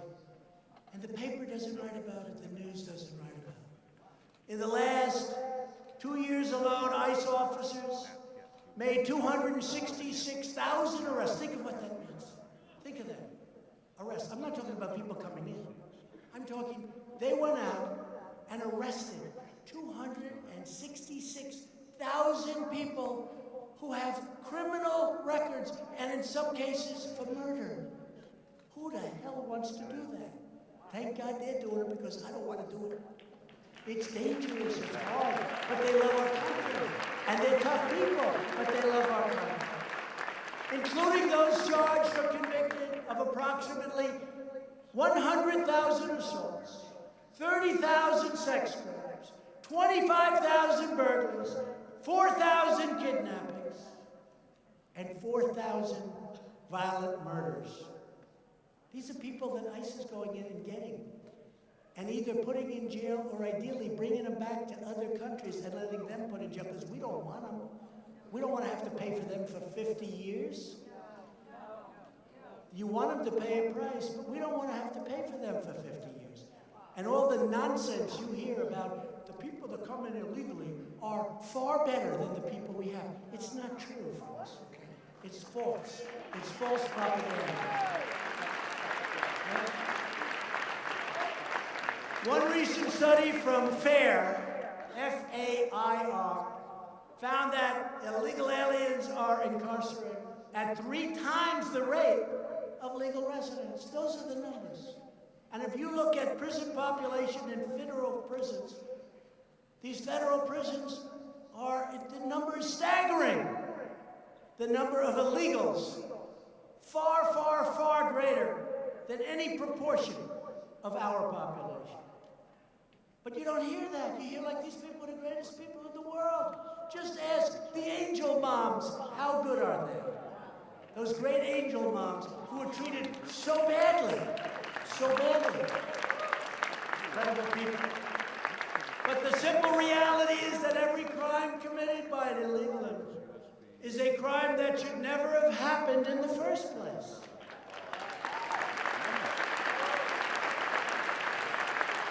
The border crisis is also a heartbreaking humanitarian tragedy. Vicious coyotes, smugglers, and human traffickers prey upon innocent women and children. 1 in 3 women is sexually assaulted on the dangerous journey north. When I ran for president, my first speech, I mentioned the word rape. The press went after me. I couldn't believe it. I said, will it be like this always?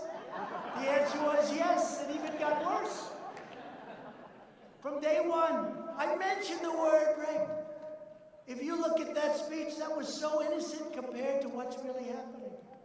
That was a very innocent speech compared to the real facts. Illegal immigration is not compassionate. It's inhumane, unjust, and cruel.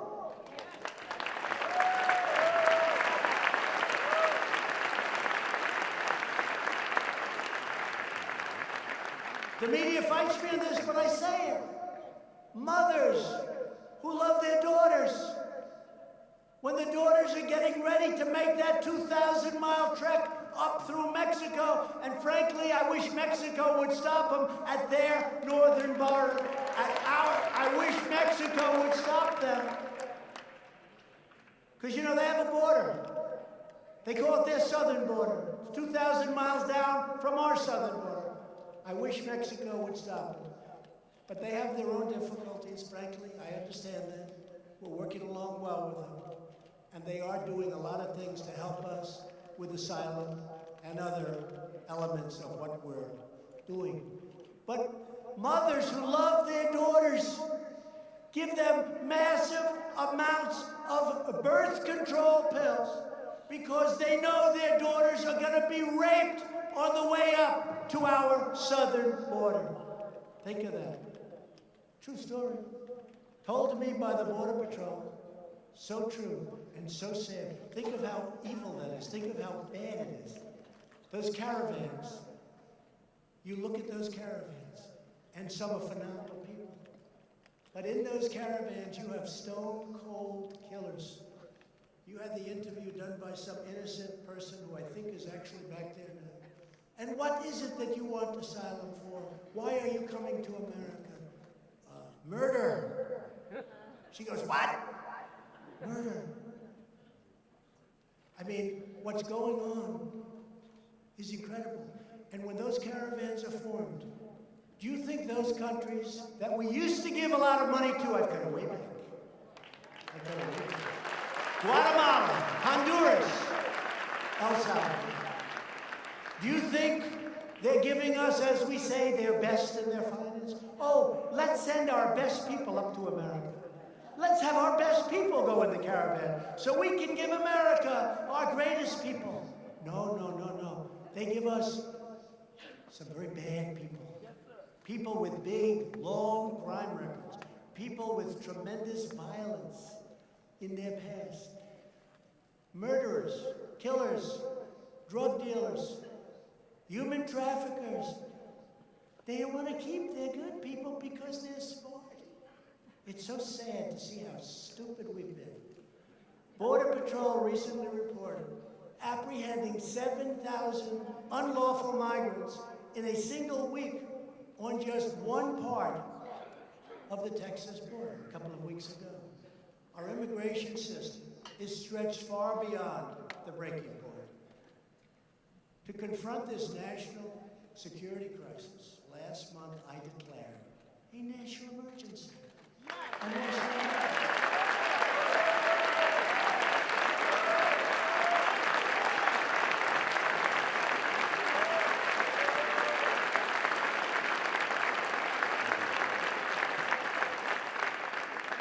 And when I see these people, and they're good people, some senators, most, I tell you, the House has been fantastic. The House, the backing we've had from the House has really been, I'm talking about in the last short period of time, there's a lot of spirit in the House. And I think in the Senate too, but we're gonna have to see because we have a vote coming up. And a lot of people talk about precedent. Precedent. That if we do this, the Democrats will use national emergency powers for something that we don't want. They're gonna do that anyway, folks. The best way to stop that is to make sure that I win the election. That's the best way.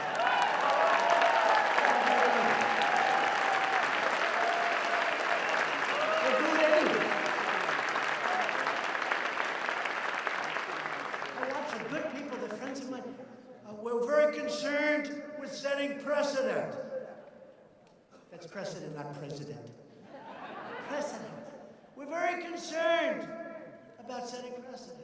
I'm very concerned with having murderers and drug traffickers and drugs and drug cartels pouring into our country. That's what I'm concerned about. And the Democrats, they're going to do whatever they do if they get into power, and it won't have a damn thing to do with whether or not we approve our national emergency. Because let me tell you, they don't like it when I say it, but we are being invaded. We're being invaded by drugs, by people, by criminals, and we have to stop it. And we want people to come in, as I said before, but they have to come in legally and with merit.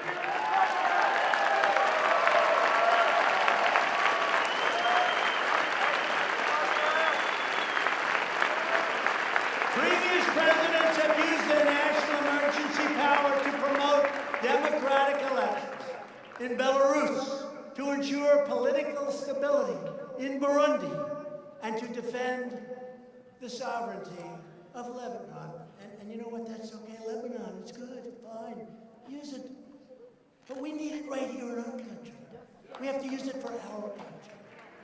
Many emergency declarations have been used to protect people in faraway nations and distant lands. Now we are protecting, finally, our people, you, our people. And we are proudly standing with the heroes of ICE and Border Patrol and law enforcement.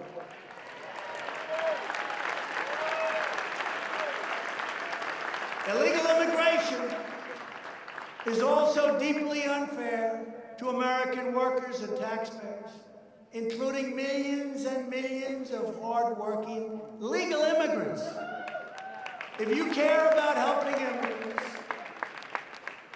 and care about their success, if you care about reducing poverty and raising living standards, then you must support a safe, strong, and very, very secure border. We need an immigration policy that helps all Americans thrive, flourish, prosper. We need an immigration policy that's going to be great for our corporations and our great companies.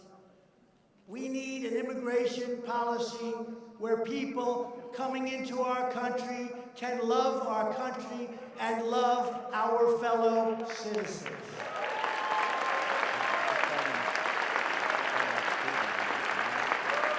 And this includes shutting down sanctuary cities.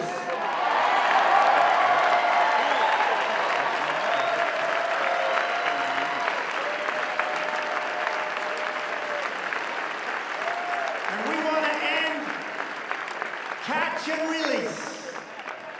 We catch them, we realize they're a criminal, and we have to release them. Think of this. They come onto our land, they put 1 foot on our land.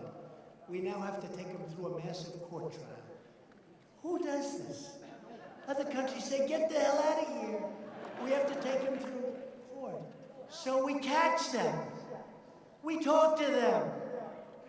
If they're criminals, or if they're not, we release them. We say, come back for a hearing in front of a judge.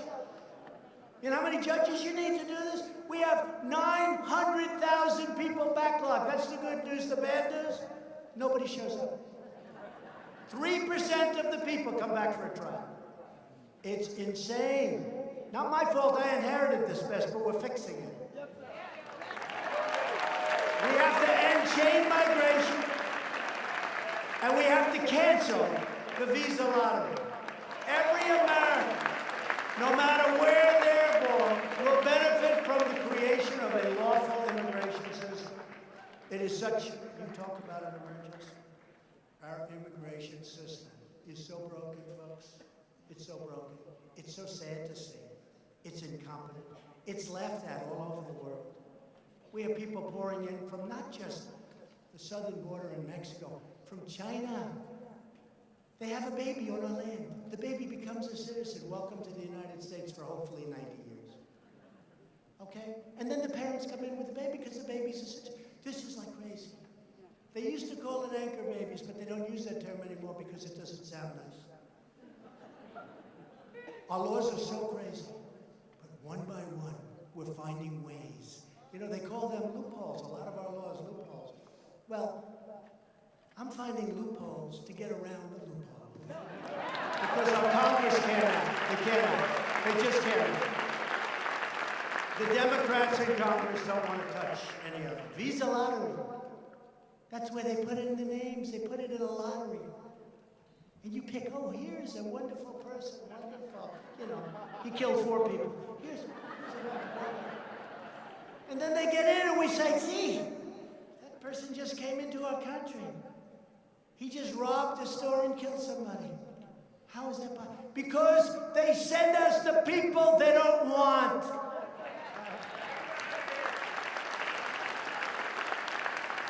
Biggest form of subsidy we give to other nations. Immigration systems that prioritize the admission of those who can support themselves financially and contribute. We want people that can help themselves, that can support themselves. We have people coming in. We support them from the day they come in till the day they die. We can't do that as a country. We can't afford to do that as a country. Sadly, on immigration and so many other issues, Democrat lawmakers have totally abandoned the American mainstream. But that's going to be good for us in 2020. They're embracing open borders, socialism, and extreme late-term abortion. Weeks ago, lawmakers in New York cheered as they passed legislation to allow babies to be ripped from the womb of their mother. right up to the very moment of death. Then, in an act and a statement, the likes of which I don't think I've ever heard. In Virginia, the governor, a Democrat, stated that he would allow babies to be born outside. He would wrap them. He would take care of them. And then he'll talk to the mother and the father as to what to be done. And if they didn't want the child, who is now outside of the womb, long outside of the womb, they will execute the baby after birth. They will execute the baby after birth. And that's one many people have never even heard of or thought about. This is a radical agenda by the Democrats. And when you put something up, as was just put up before the Senate, everybody on the Democrat side votes for it. By the way, I have to say one thing. They're lousy politicians, and they have lousy policy. They have policy I could never sell if I wanted to. But, big but, they always stick together, and the Republicans don't. Remember that. Remember that. They always stick together. They vote in blocks. They have 47. We had a tremendous victory. We were given no credit. I can't go and campaign for all of the people in the House. Too many. And guys like Meadows wins by so many points, he doesn't need any help. He doesn't need it. I said, Mark, you need any help? No, I'm okay. He'll win by 30, 35. They're okay. These guys do. You know the funny thing? The ones that love Trump, the ones that are really the Trumpers, like Meadows, Jordan, Gates, so many of them. I don't want to, I get myself. I could just name them so many. They're the ones that win without, I mean, it's like they don't even have an election. It's the ones that sort of, they're a little shy about embracing what we're all about. They get clobbered. They get clobbered. Take a look. Those are the ones that get clobbered. But the good news is they're all starting to find that out. Just this week, Senate Democrats opposed legislation to prevent the killing of newborn infant children who survive abortions. Virtually every Democrat voted against protecting these precious babies. Everyone, they voted in groups. And we did have that great victory. We went from 51 and 2 that we didn't like got out. They said they retired. They didn't retire. They were retired. They said these 2 senators have decided to retire. No, they retired because they had like very little support, like how about 5% and 8%. No, we did great. We had 53. We picked up in the Senate. They were going to win the Senate, remember? And I'll tell you folks, I worked hard. I did 32 big, fat rallies. And those rallies brought us to a tremendous Senate victory so that we can continue onward with our judges and our court.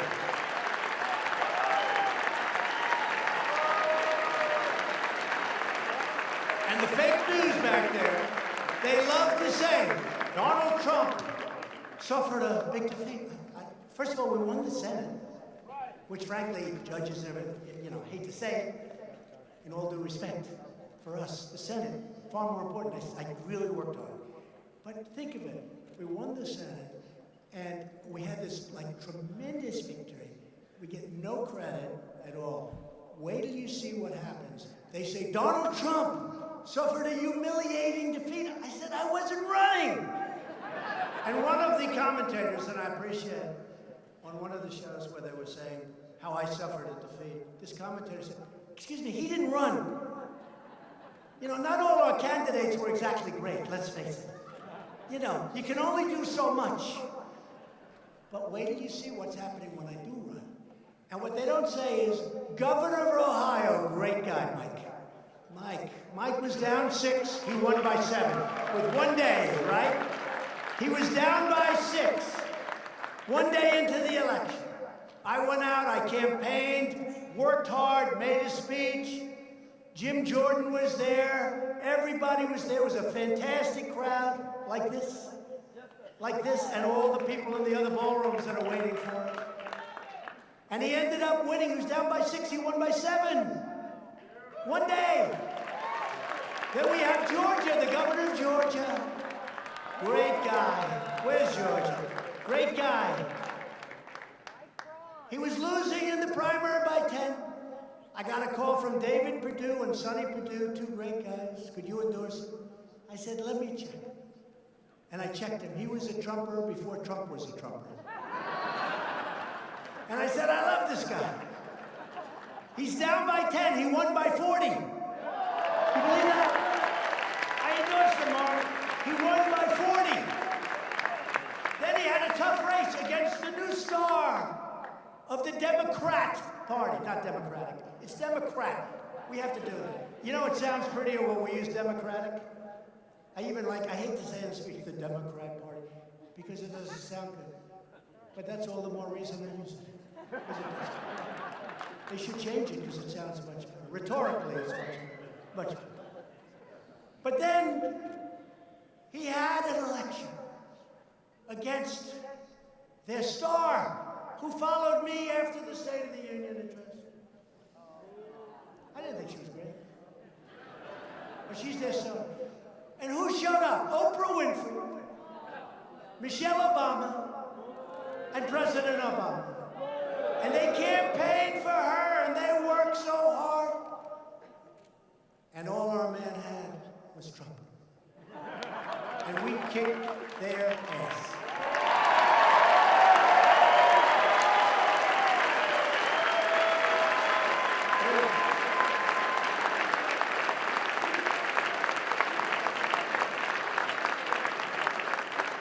We had a rally at the airport where 55,000 people showed up to the airport. It was one hangar. They had 3 other hangars that were full. They went so far back. The problem was they gave the press, like these guys, they gave the press too good a location because the people behind them couldn't see properly. They were so angry. But we had 55,000 people show up. I said, you're going to win the election. You won the election. You won it fairly easily against their star. And now David Perdue is going to win for senator in 2020. And then we had Florida and many others. And we have a candidate, Ron DeSantis,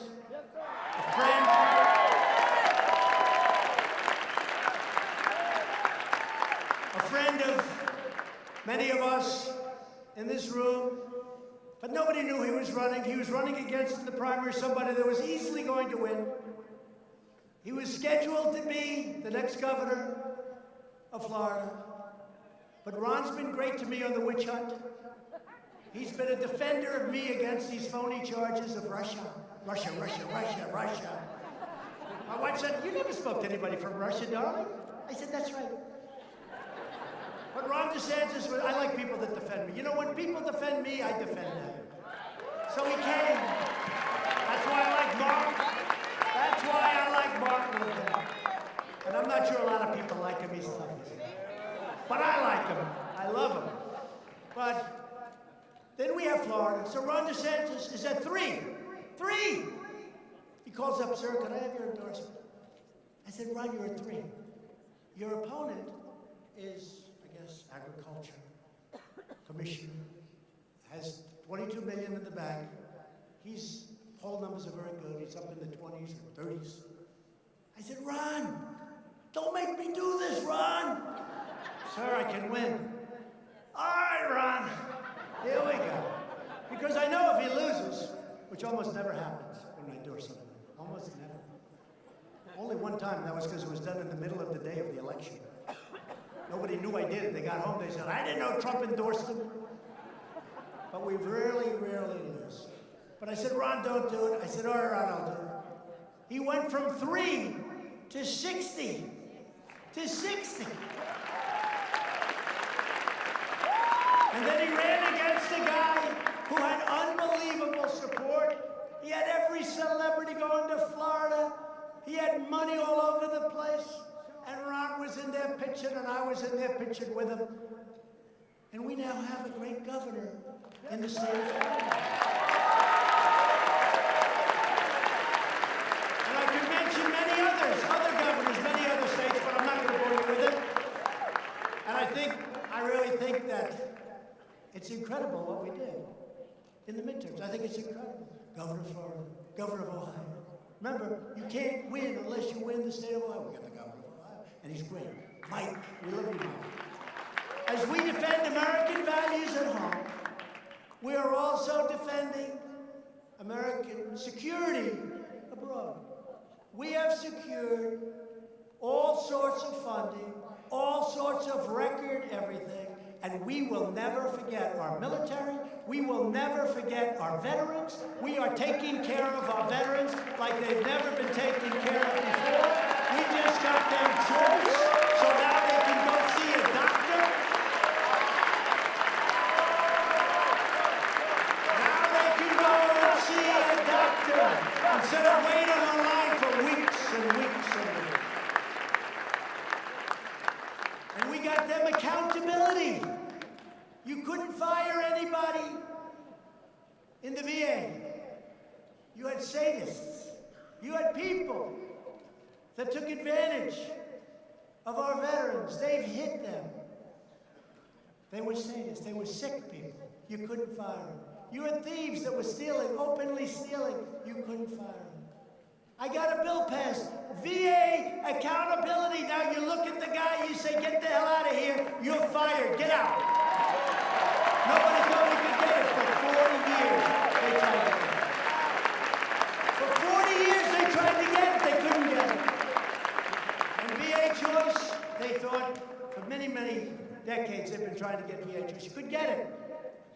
Now instead of waiting online for 2 days, 9 days, 3 weeks, people were dying. People that weren't very sick would be dead by the time they saw a doctor 6 weeks later. Now, these great veterans, if there's a big wait, they go outside, they go to a local doctor, we pay the bills, they get better, everybody's happy, and we actually save a lot of money, if you can believe it. And I got that approved after 44 years of being unable to get it approved. For our veterans, we love our veterans.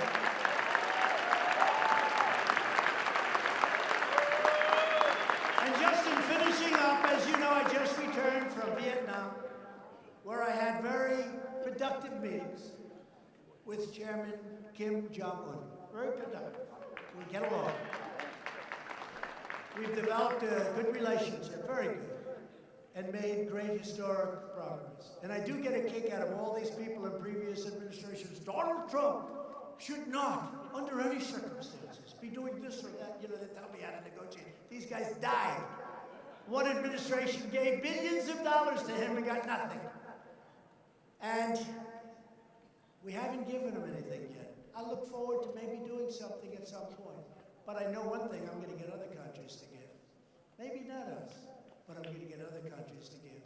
And if it all works out, if it all works out. But I had to walk. Because every once in a while you have to walk. Because the deal wasn't a deal that was acceptable to me. I don't like these deals that politicians make. They make a deal just for the sake of doing it. I don't want to do that. I want to make a deal that either works or let's not make it. But the one thing we have to is we have no testing, no missiles going up, no rockets going up, no nuclear testing. We got our great people back. We got our great, great people. And that includes our beautiful, beautiful Otto. Otto Warmbier, whose parents I've gotten to know, who's incredible. And I'm in such a horrible position because in one way, I have to negotiate. In the other way, I love Mr. and Mrs. Warmbier, and I love Otto. And it's a very, very delicate balance. He was a special young man, and to see what happened was so bad, was so bad. And a lot of what I do with respect to North Korea and any success that we hopefully have, and we've had a lot, we're given no credit. They don't remember that in the last days of the Obama administration, Rockets were flying all over the place. Nuclear testing was going on. Mountains were these are big mountains, they were being shoved over 3-4 inches. People thought it was massive earthquakes, and they found out, no, that was nuclear weapons, nuclear testing. So much. We're getting the remains back of a lot of our soldiers from many, many years ago. Mike Pence was in Hawaii. It was one of the most beautiful ceremonies. We made a lot of progress, and we'll continue to make progress. And I really think what we're doing there is very important. But we actually had a walk, but I think we had a very good meeting. In fact, when I came home, they put out a statement that actually they were willing to do much less on the sanction front. But you see, that's not what happened there. So already I think we're negotiating. And I'll tell you this, North Korea has an incredible, brilliant economic future if they make a deal. But they don't have any economic future if they have nuclear weapons. It's really a bad thing for them. So we'll see how it all goes, but I think it's going well. I think we learned a lot over the last couple of days. And again, the relationship seems to be very, very strong. And that's an important thing, especially when we're dealing with this kind of a situation. For years you watched as your leaders apologize for America. You saw that? Would you like to apologize? No, I'm not apologizing. Now you have a president who is standing up for America. After decades of building up foreign nations, we are finally building up our nation. And we are doing it with American hands, American grit, and with beautiful, beautiful American steel.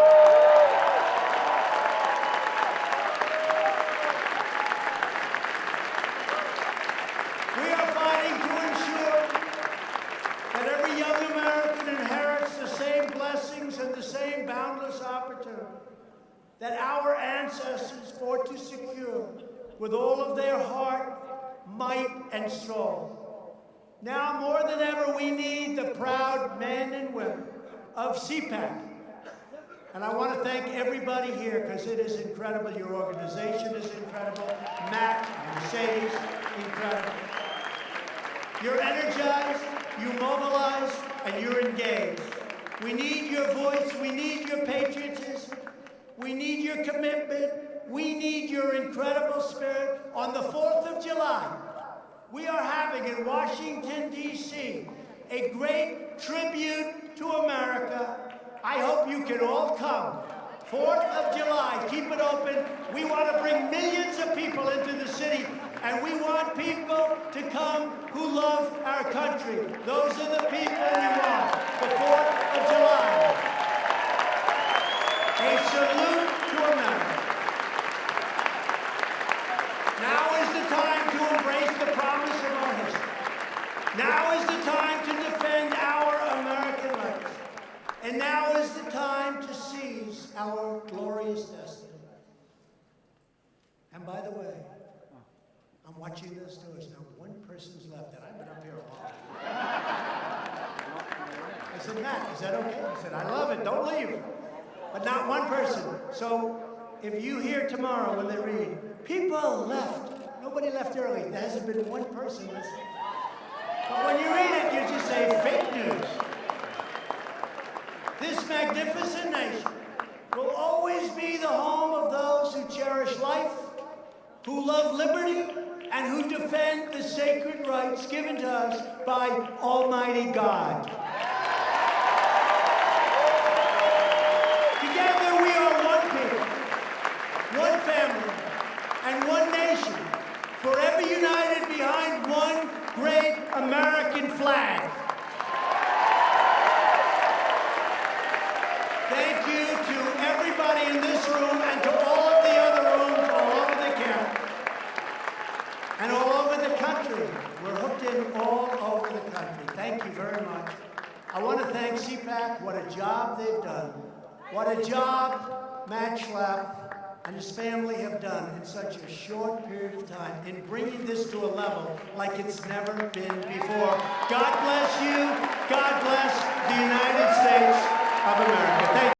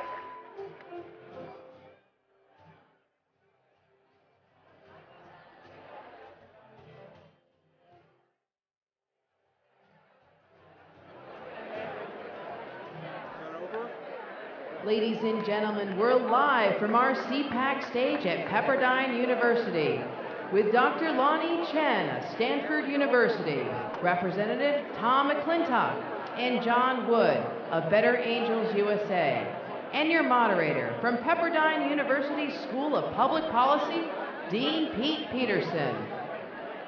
School of Public Policy, Dean Pete Peterson.